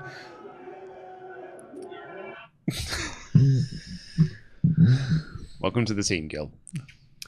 JB interviews Bobby Roode, who says he's more worthy of a TNA Hall of Fame induction. He's a better man, a better wrestler, more Hall of Fame worthy. Tonight, and he's been saying this on TV for weeks now, I am going to tap out Kurt Angle. Oh, sure sounds like a submission finish. Well, he's been debuting a new submission finish and everything. So the video package for this covers Ego doing a fake Hall of Fame ceremony for Bobby Roode, and that's where Angle made his return. And again, it all ends with this promise that Bobby Roode is going to tap out Kurt Angle. So you'd think, because Kurt's the returning babyface from a real-life bad thing as well, this is all setting up for Bobby Roode to lose via submission. Yeah, my bigger thing here, I mean, you're right, that should be the finish, is, you remember Bound for Glory 2012, what one of the big matches of that show was? It was James Storm versus Bobby Roode. Yeah. Well, also, this should have been the finals of the Bound for Glory series. Yes, This should have been the finals, should have been for the world title. You remember who won that match? James Storm. Yeah. Doesn't it feel like Bobby Roode got way more out of that loss than James Storm did? Oh, yeah. Yeah. Like, they even point out that this match right here, Roode versus Angle, was the main event of Bound for Glory 11. So like, it's just Bobby Roode has got all of this singles push out of this tag team, and James Storm's got none whatsoever. Yeah. So the story of the match is, early doors, Roode is one step ahead of Kurt Angle. He actually does out-wrestle Kurt Angle a lot, like in the start of this. Like, Angle gets the ankle lock, but Roode just counters it. And Angle has to, a couple of times, go to the outside and sort of like, you know, check himself and be like, this is playing into this storyline. He doesn't actually think that he's good enough anymore. You know, I've lost a step because my head's out of the game. Yeah, physically he's rusty, but also mentally. Yeah, and Taz, because he's not doing any of his Aces and H shtick, is so much better on commentary in this match, because he's talking about his history with Kurt Angle, and he's saying things like that's not Kurt Angle. Like, this is not. We talked about this with Danielson on commentary, remember, on AEW, talking about Moxley being like, this is not the Moxley I know. Moxley would never let someone do this. And Taz is like, I've been in the ring with Kurt Angle, I know how he moves, and Angle is not right. I've never been in the ring with Bobby Roode, so I can't say. I've never been in the ring with Bobby Roode, so I can't say to him what he is doing right, but I can tell you what Kurt is doing wrong. And Kurt is not. And I think Taz is genuinely really good in this. And Roode is beating Angle at his own game. But Angle starts firing back, ankle lock, but Roode gets out of that and puts on the crossface. That's one of Roode's new submissions that he's doing. And Angle is just so much under the rope that it should be a break. Taz points that out even. But he doesn't blame the ref. He's like, I actually don't blame the ref in the situation. I think he got caught up in the moment, but that should have been a rope break right there. And he even says, Angle's sucking wind right now. You can see that Angle's gassed. He's blown up. Angle misses the moonsault. Immediately, Roode gets in, locks in that crossface, but Angle transitions out of that into the ankle lock. Roode, with an awesome transition, gets that back into the crossface, trading pins, back to the crossface. Angle gets it into an angle slam for this great near fall. And then we get a referee distraction, low blow by Roode, and a fireman's neck breaker for another near fall. Ankle lock, Roode gets out, but Angle maintains control. Grapevine. It's the grapevine. He reaches for the ropes, and he passes out.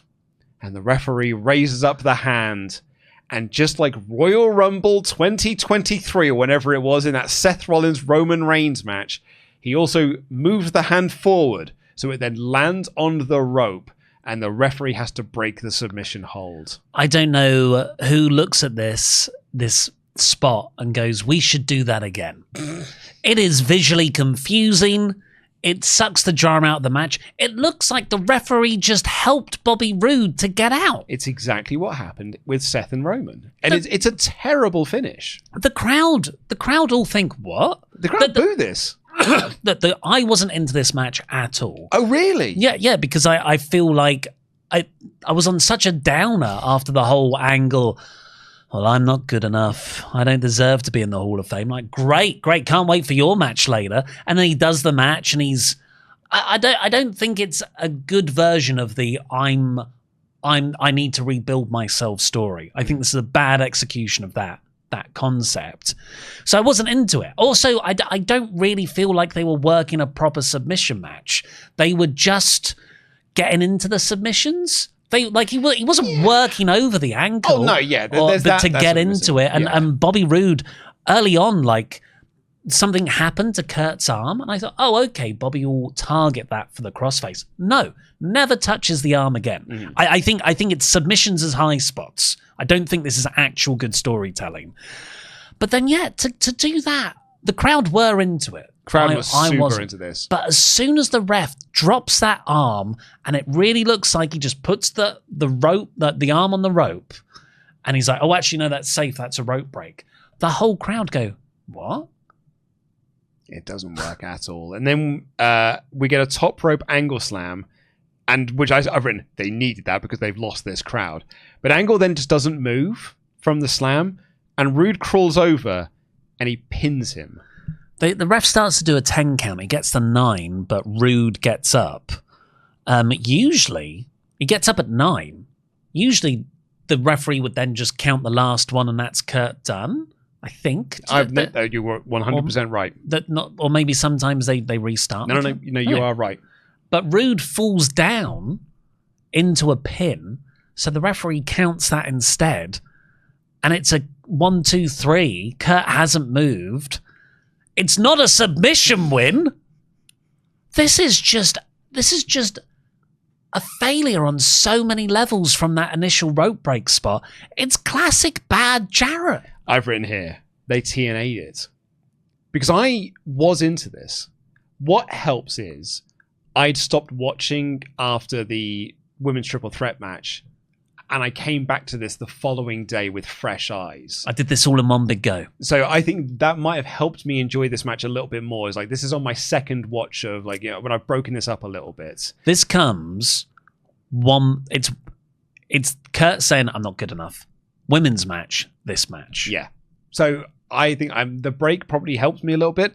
I was really into this. I was enjoying the hell out of this match.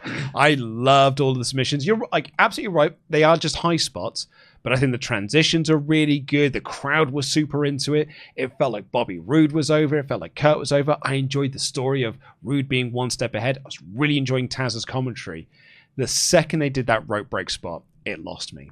And then I think the finish not only sucks, but then they do a stretcher job for Kurt Angle, and Kurt just gets off the stretcher and walks to the back on his own.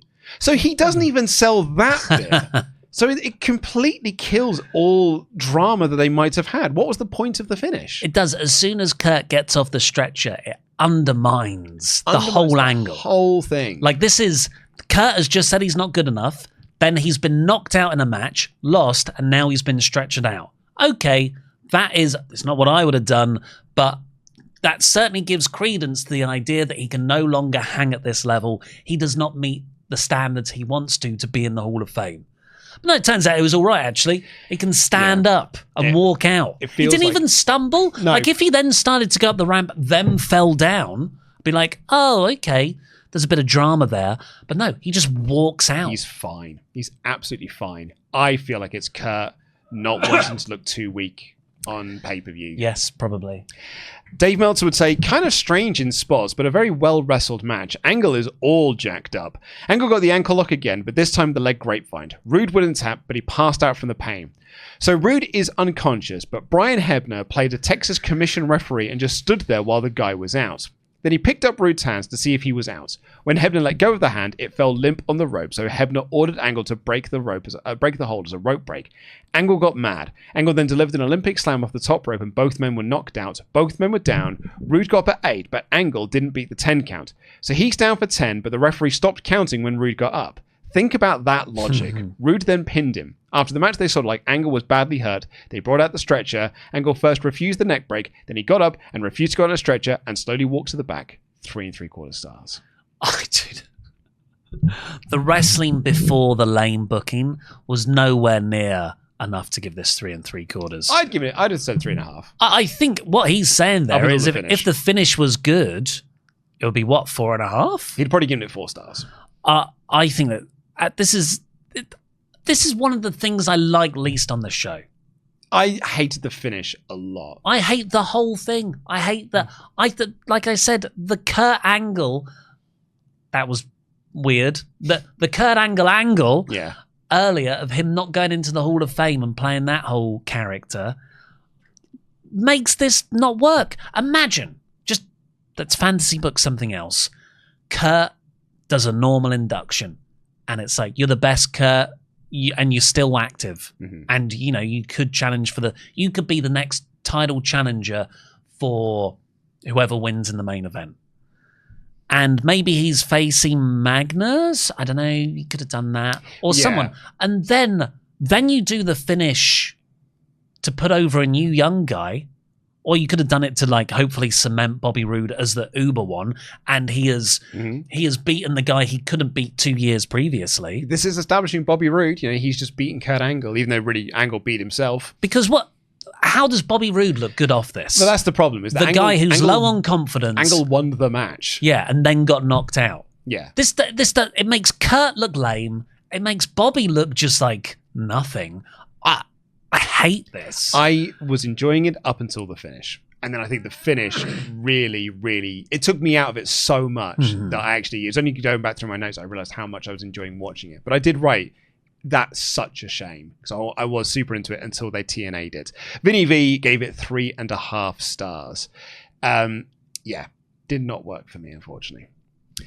AJ versus Sting at Bound for Glory 2009, when AJ beat Sting to retain the title, is our next AJ memory. And then we see AJ warming up backstage. Bully Ray cuts a promo about the club being reborn, and he's talking to people who cannot be seen. And he's like, everyone thought that all of you were gone, including you, my brother. Everyone thought you were gone, but we fooled them all again. You never walk alone in the aces and eights. This will never be addressed again. I was just checking. Did I miss something in the main event? I don't remember these being revealed. I thought you were going to say, because on the next episode, that there was another swerve. It was a Brooke Tessmacher, not a Brooke Hogan. It was a D Low, not a D Von. I don't know. Really? Never comes back again. I thought this was to set up the Anderson return in the main event, because I knew that Anderson was going to come back, because the final Aces and Eights match in our last episode is Anderson versus Ray, with Anderson's career on the line and the Aces and Eights disbanding on the line. So I thought Anderson, and that's who he's talking to, is Ken Anderson. We swerved them again, we fooled them again. Then Anderson comes out and he turns on Bully Ray, and that's to set up that match. But Anderson returns on TV. So this is to no one, and it does not get followed up on. I think what you just booked there would have been a good angle as well. Yeah. Ken comes to help him, and then Ken turns on him, and that helps AJ win. Yeah. Not good. Up next, it's EC3 versus Norv Furnham. Trouble. Do you know who Norv Furnham is? Peter Avalon. It is pretty Peter Avalon of AEW fame. I've just got a quick note. I need to get to a timestamp here. So quickly fill the time. Even skinnier Norv Furnham. EC3 would go on to beat him here, obviously, and then he would feud with Norv Furnham and someone else for the next 3 weeks. They form a tag team together, Norv Furnham and this other lad. But, EC3 comes out. Brand new character, so of course he's not getting a lot of heat from the crowd. So, you're in the director's chair, you're in the production truck, and you're like, oh man, not getting a lot of heat from this crowd. Better cut to someone, get a good crowd reaction so that we can cover up the fact of the lack of noise.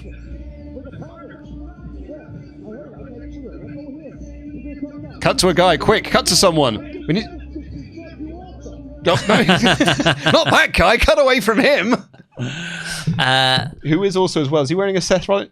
I thought he was wearing a Seth Rollins t-shirt. There was a James Storm one, thankfully. This is kind of like watching MJF in All In, where he does have that match, and he's not getting much heat because even though he's there fully formed. Yeah, you're not M-Dog 20. Yeah, he's just not over in that regard. But when you get familiar with him with context, he becomes the best. I think EC3, he sort of does hit the ground running. And we catch up. Mm-hmm.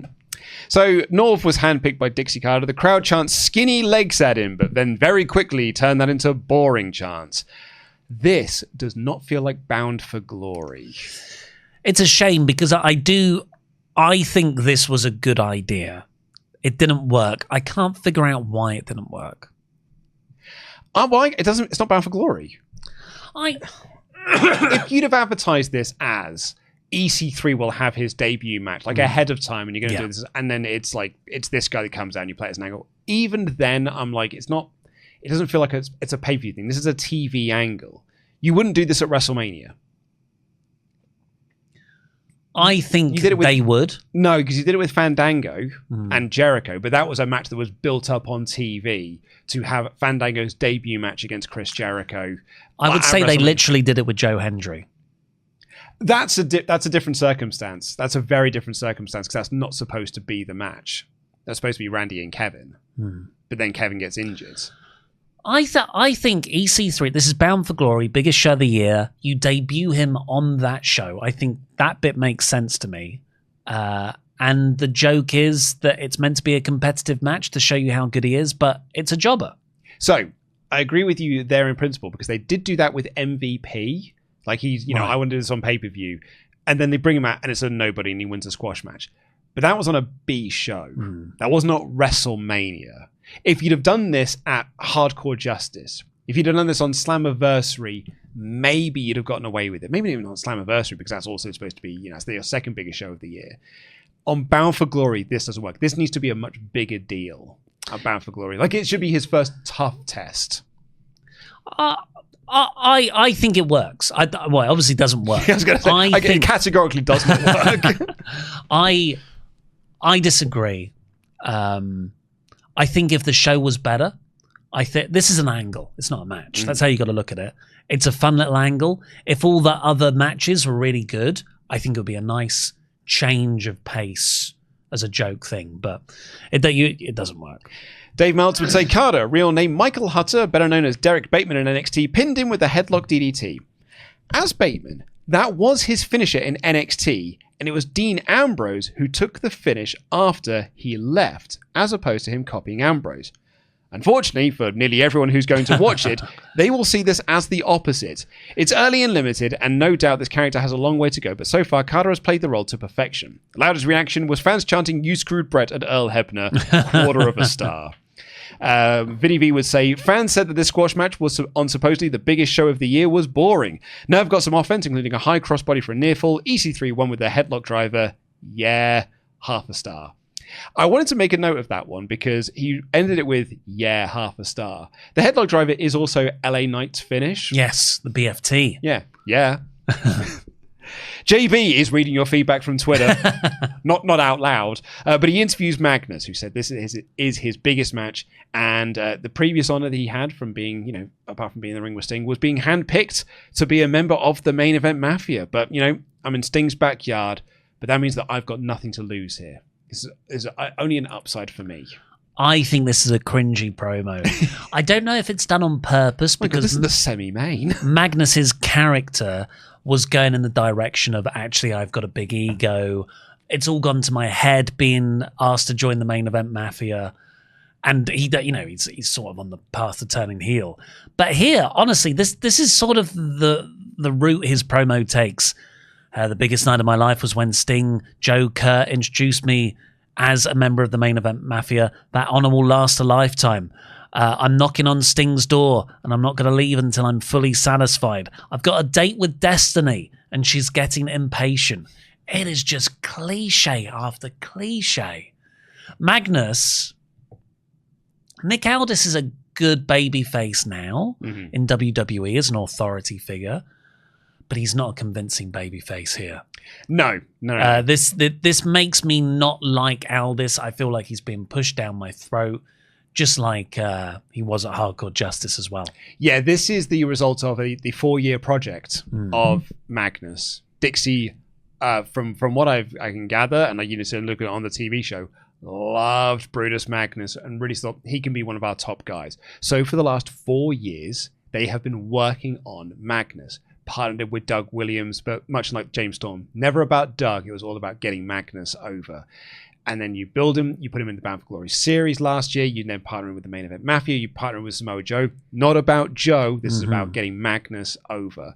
And now we're at the point where it's time to pull the trigger and make Magnus our next top guy. Spoilers, he is going to win the world title. Spoilers, he's going to unify it with AJ Styles' title after AJ wins tonight. He is their new guy. And I agree with you. It does feel a little bit like this company is telling me he's over, as opposed to him actually being over. I'd say that he eventually grew into the role slightly, but even the whole TNA run, he was never the tippity top. He was also not booked terrifically. We said it in the last episode. It's only when he hits his NWA stride that it's like, oh, that's the Nick Aldis potential being realized. Yeah. And what it feels like, they talk about how TNA like to copy WWE. They've copied one of their worst traits, which is you've got an audience telling you who their guys are, but they're ignoring that and just choosing who their favorites are. But yeah, this is Sting versus Magnus. And Sting is wearing a UK t-shirt. Yeah. It's Sting's face with the Union flag on it. And I was like, oh, he's just pulled this out from the UK tour, which was back in March. Apparently, this is brand new merchandise for Bound for Glory. Why? It's a tribute to Magnus. Because Sting's trying to, get Magnus... Fire him up. Trying to fire him up. It is a weird t-shirt to be wearing on this show. I think Taz even points out, is this a mind game thing? Is he mocking Aldis or Magnus to say? I think it's a tough match because I don't think this is good at all. No, it's not it's nothing special. If this is the big proving Magnus match, and it's face versus face. It's one-dimensional face versus genuine face Sting, and you're never going to get cheered against Sting. No, and what doesn't help is this match only goes 10 minutes. Okay, so you're not really going to get a huge classic out of that sort of time frame. What doesn't help is that you got Mike Tenay on commentary being like, man, do you know what this reminds me of? Clash. When Sting and Flair had that match, that match put Sting on the map, and now here's Magnus in that same position. And I think this is going to be just like that Clash match. If you invoke that, if you say that's what it is, it's never going to live up to those expectations, particularly if it only goes 10 minutes. Yeah. And for those 10 minutes, they just do some stuff, and then Magnus wins. Yeah, the main sort of character beat is that at one point Aldis does the Sting. The Sting fire up. And then Sting does it back to him. But when Sting did it back, I'll always pop for that. But I just thought, this is so low effort. This is such an obvious Sting match template. But what is there to work with Magnus's character at this point? Yeah. He's just, I am generic babyface number 3. You know that bit in AEW when he and Orange Cassidy exchanged the kicks? Orange Cassidy is doing the Cassidy kicks to him, and then Sting does them back. and then does the weak chest bump, the Orange Cassidy style chest bump. This is that, but in match form. Yes, yeah. Like, Sting gets on the Scorpion Deathlock, and this crowd do not react to it whatsoever. I was like, it's Sting doing the Scorpion, and it's kind of like, yeah, all right, whatever. And then Magnus hits a Scorpion Death Drop of his own and hits a, in fairness, huge elbow drop. He had to get some distance on it. Well, I've always liked the way he does that. He gets to the top rope, but he doesn't have his feet either side of the turnbuckle. He puts both feet on one side, so he kind of springboards off. But yeah, he hits that elbow. Then he hits the death drop, and Sting sells it like he's concussed, like he's unsteady on his feet, and then he's like, "Bring it!" But he's out of it. I'm like, I've just seen Kurt do I've got a stinger, ironically, injury spot, and now Sting's doing a concussed angle, and then Sting taps out in the oldest deathlock. It's a weak finish again. Yeah, it comes out of nowhere. They didn't build to a finish, and it's like, here's where I get the submission win, not the match before. Well, maybe that's why they didn't do the submission win in that one, because they're going to do a tap-out win in the next one. Wouldn't it have been much better if you just reverse the finishes of these two matches? Yes. And Sting is knocked out, but Aldis, takes advantage of it. Yeah. And then he walks off going like, I beat Sting fair and square. I knocked him out. And Sting's like the veteran who's like, what's happened here? Maybe I'm not good enough. Yeah, but I guess... Was there a copy and pasting error on the format sheets? But I guess you wanted to give Aldis the big... Because he's going to be your next world champion, you need to give him the big win. And they are presenting this like it's a big win. He tapped out Sting clean. There is no shenanigans. There is no interference. There's no ref bumps. Aldis just beats Sting. I think that is you do that because he's going to be your next world champion. I can't remember the route he takes after this. Aldis. But he was never booked as a really credible champion. There was now always a bit of a big ego chicken S word about him. He becomes Dixie's handpicked guy. So that's a fine character to have then. Yeah, I suppose you're right. You just say, I beat Sting. Yeah. And he did. If you're going to be the handpicked guy anyway, you don't need to have a legit win over Sting. But it is a legit win. He knocked out Sting. That's like that. It's in kayfabe. That is a victory. Yeah.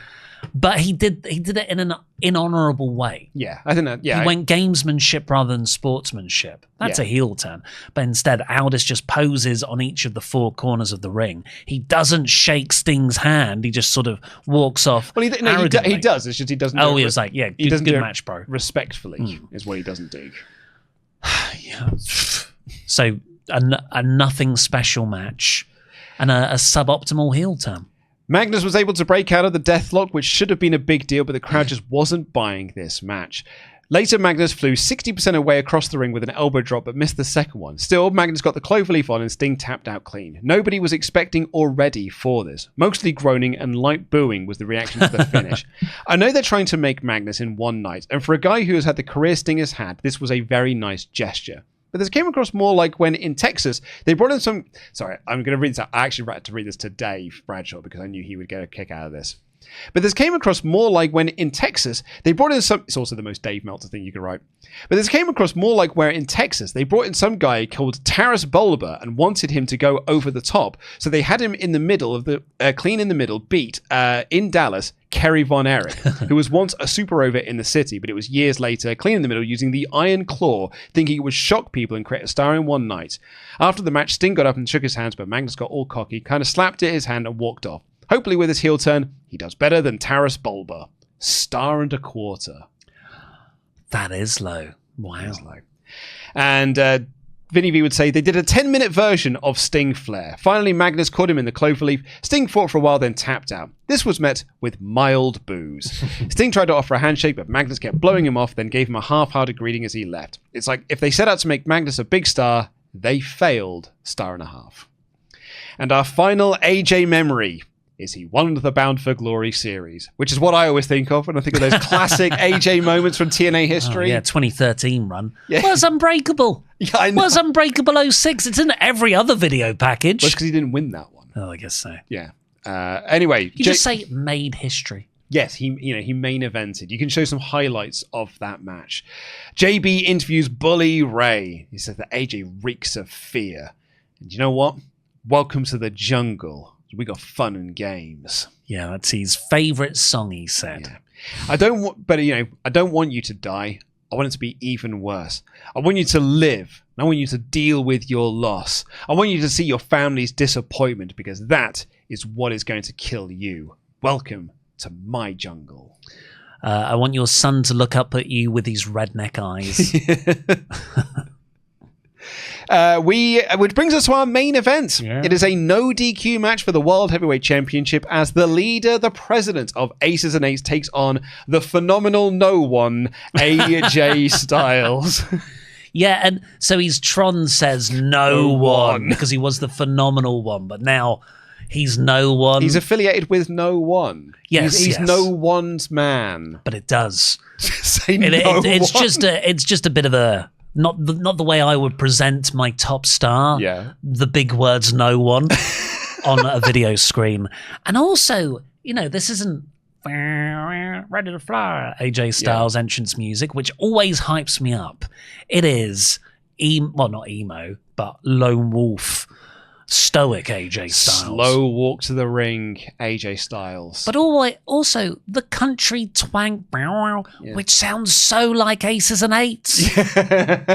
He looks like, and he dressed in the leather jacket and stuff, he looks like he is a member of Aces and Eights who's turned on Bully Ray. If any, maybe with the benefit of hindsight, they should have put AJ in the Ken Anderson position. I don't know. I just think they should have kept AJ as Phenomenal AJ after he became Phenomenal AJ in the main event of Hardcore Justice 2 months ago. Punk would have done. I don't think AJ needs to be Punk in this. It's not what Sting did in 1997. He stayed as Crow Sting. Did he go back to being Surfer Sting for a week? And then go back to Emo Sting? Yeah, because Luger had to go into rehab. They were doing a War Games match. They had to fill in it for someone. It's a joke, of course. But no, this is almost the prototype of what AJ would then do with his Bullet Club version of AJ. Which clicks a lot better. Which does click a lot better. Because he doesn't have to do promos as much. But I think there is a good story you could have done here. Because AJ, the reason why AJ turns into Lone Wolf AJ and Emo AJ is because he was losing and he kind of lost his way. He got beat by Christopher Daniels in their final match. And he was like, I don't have it anymore. I'm not going to go into the TNA Hall of Fame. I'm going to set a new standard for myself. And he came back as this Lone Wolf AJ. I'm not joining Ace and Eights. I'm not joining the front line. I'm being my own man. But if you'd have done, because Ace and Eights wanted him to join the group, if he'd have been the guy to go in, and then he was the guy that instigated the downfall of this, then he wins the Bound for Glory series, and then it's the president versus the former vice president, and this time the world title is on the line. Yeah, almost like a Viper in the family. Yeah, I like that. It works. It works better than this for sure. Yeah, and this match is fine. Taz is back to being bad on commentary because he's got to do the Aces and Eights stuff. Like AJ fires up. I don't think I've got any notes for the first half of this, but AJ fires up and gets on the calf killer after being worked over. Oh my God, that's exactly where my notes properly kick in as well.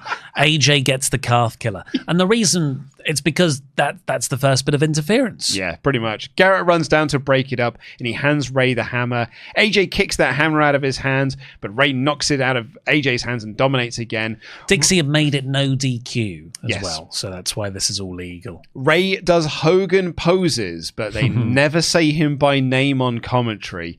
And AJ starts begging Bully for more. He fires up in his face. AJ has got these huge welts on his chest from all of these chops. Nux then comes down and he chokeslams AJ, but AJ kicks out. So Bully starts having a go at Nuxie because he should have done a bigger move. Well, that's what Taz like. He should have done a bigger move than the chokeslam to put AJ Styles down. Ray argues with Earl Hebner. AJ ducks and Ray takes out Nux. And that is the last you're going to see of Nux in this match. Yeah, that was enough to take Nux out completely. Yeah. Bish, who only walked off when AJ chased after him, he never comes back. Never comes back. I guess you could say, well, they don't trust in Bully anymore. But there'll be an angle on TV that's going to disprove that point. Well, if that was what they were doing, they should have made more of it, where they look at Bully and then they walk away. So Ray boots AJ out of the ring. We want tables is the loudest the crowd have been for all of this. Ray gets the hammer, but AJ kicks him and he throws the hammer away. Springboard 450, but AJ crashes through a table on the floor. Big spot. Taz hands Ray the cutter so he can start cutting up the ring like a box cutter style thing. So he starts cutting up the ring to expose the boards. Always gets me excited, this does. Crowd chant for ECW. Ray calls out for the boys. Before that, he spits his gum up in the air and catches it back in his mouth, which is actually totally sanitary, but everyone was like, oh no, that's gross. It's also really hard to do. Yeah, it's impressive. Ray calls for the boys, but the boys don't come out. Instead, your main character, Dixie Carter, comes out instead, and she hands Bully Ray a chair, but we get a phenomenal forearm by AJ into the chair. Stop the forearm at this point. What is Dixie's character here? Because she's the main character. She comes down and sorry, I just saw a glimpse of her bad acting. That's fine, Dixie. So yeah, Bully's calling for the boys, but pensive Dixie comes out instead. What is she trying to convey? Is she conflicted? She's worried that AJ might win here, I guess, even though Bully's in charge. Well, she should be shouting there should be a bit of... Okay, right, sorry, I don't want to cut you off there. That's all right. I'll keep the screen on for a second because we'll play a little bit more. No, that's all right, we'll go back. I think part of the problem is Aces and Eights aren't a threat anymore. This Dixie would be working so well if she doesn't... She's between a rock and a hard place. I don't want AJ as my champion because he's ungrateful and he doesn't even have a contract. This is his last night here. But also, she doesn't want Bully Ray as the champion because Bully Ray is this bully heel who's dominating TNA and he's taken over TNA. He's taken control from Dixie Carter. He's run Hulk Hogan out of this company. So now she's not that character, and that's not been the story going in. She actually, if anything, likes Bully Ray because he's going to beat AJ Styles. Yeah. So, yeah, phenomenal forearm, springboard 450, and... I've written here, Dixie is somehow showing no expressions, yet all the wrong ones at the same time. And AJ has the match won, but Dixie tells Hebner not to count. And Hebner's just like, 1, well, I need to count this. It's my job. 2... I'm sorry, Miss Carter, I've got to do this. And then Bully kicks out after a very slow 2 counts. And then Montreal referencing there. Tanae's like, I'm getting a lot of flashbacks here with Earl Hebner. You cannot keep getting away with this. It has been, at this point, 16 years since Montreal. We cannot keep doing this. Styles Clash attempt, but Ray backdrops him onto the boards. Ray with the second rope sent onto the boards, but AJ kicks out. AJ avoids the pile driver and hits a Pele kick and a chair shot to Ray. Spiral tap, and AJ wins the title. And after all of this interference, Garrett running in, Nux running in, Dixie stopping Earl Hebner from making the count, what does she do here? She just stands on the apron and watches this happen. Why aren't you pulling referee Earl Hebner out? Why aren't you doing anything? You're in charge. You've just shown how much power you have in stopping Earl Hebner from making the count, helping Bully Ray win the match. But here she just stands on the apron and watches it happen and then goes, oh no. She doesn't sell this at all. No. There's and the match didn't have enough of AJ overcoming everything. No. Because Garrett runs down, that was easy, send that off. Nux comes in, fights that off pretty easily. But then Dixie comes down. She should be the one who's interfering most, providing the most obstacles. But what does she do? She stops Earl Hebner counting first? Yeah.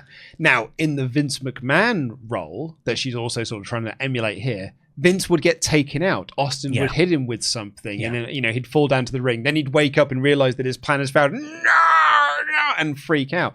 But you can't hit Dixie because that's male and you can only do that when you're Bully Ray in a couple of years' time. Yeah. So Very cathartic powerbomb, that is. So you can't do any of that stuff. So Dixie just has to stand there. And as Vinny V points out in his review, where did Garrett go? Yeah. Was Nux taken out by a clothesline? Yeah. Why did Dixie do nothing? Why didn't Brooke do anything to help? Why isn't Taz doing anything to help?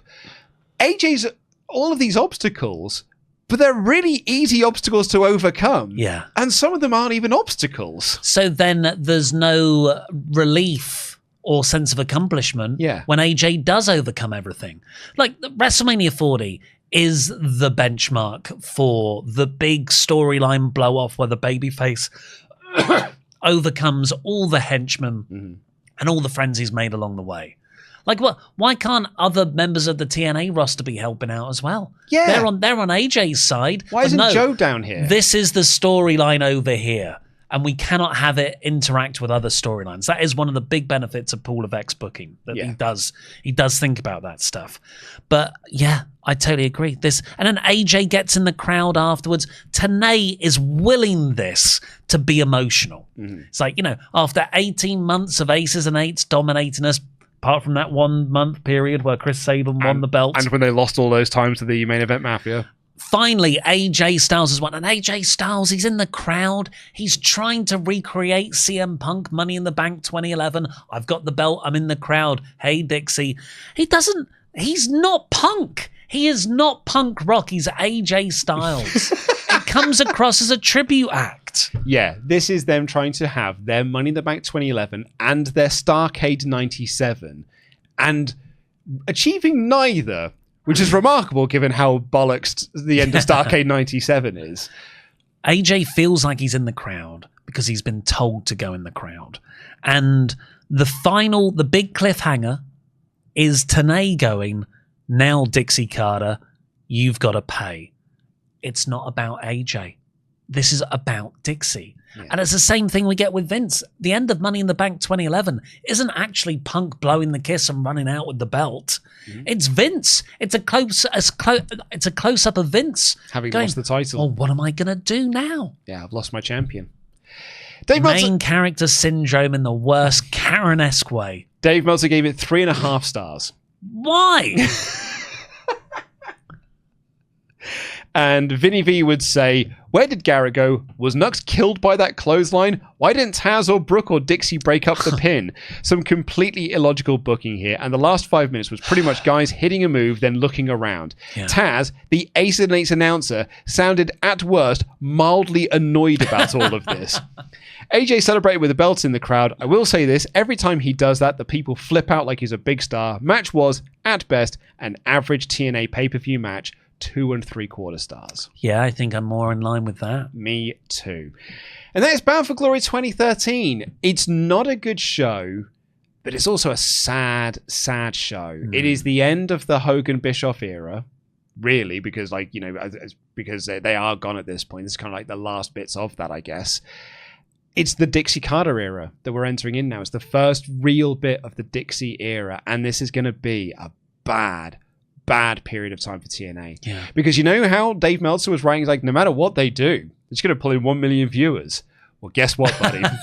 they found a way. They found a way to not pull in 1 million viewers. And that is where we are heading towards now. Not 1 million viewers city. Yeah. And worse buy rates, worst viewership, worse TV stations, worse angles, worse storylines. And it is just going to be this slow decline for this company until WWE don't buy it, but effectively buy it in 2024. We'll be covering the final chapter of the Aces and Eights history in our next episode, which is Turning Point 2013, which is on patreon.com/WrestleTalk right now. Right now, you can head on over there, patreon.com/WrestleTalk. It is the last episode of this series, and it features the return of Ken Anderson. Anderson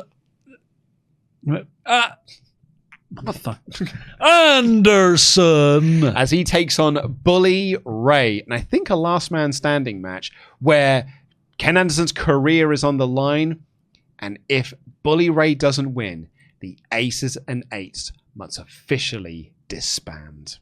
right now over at patreon.com/WrestleTalk. It's the end of the Aces and Eights. This is the end of this episode. Thank you so much for watching.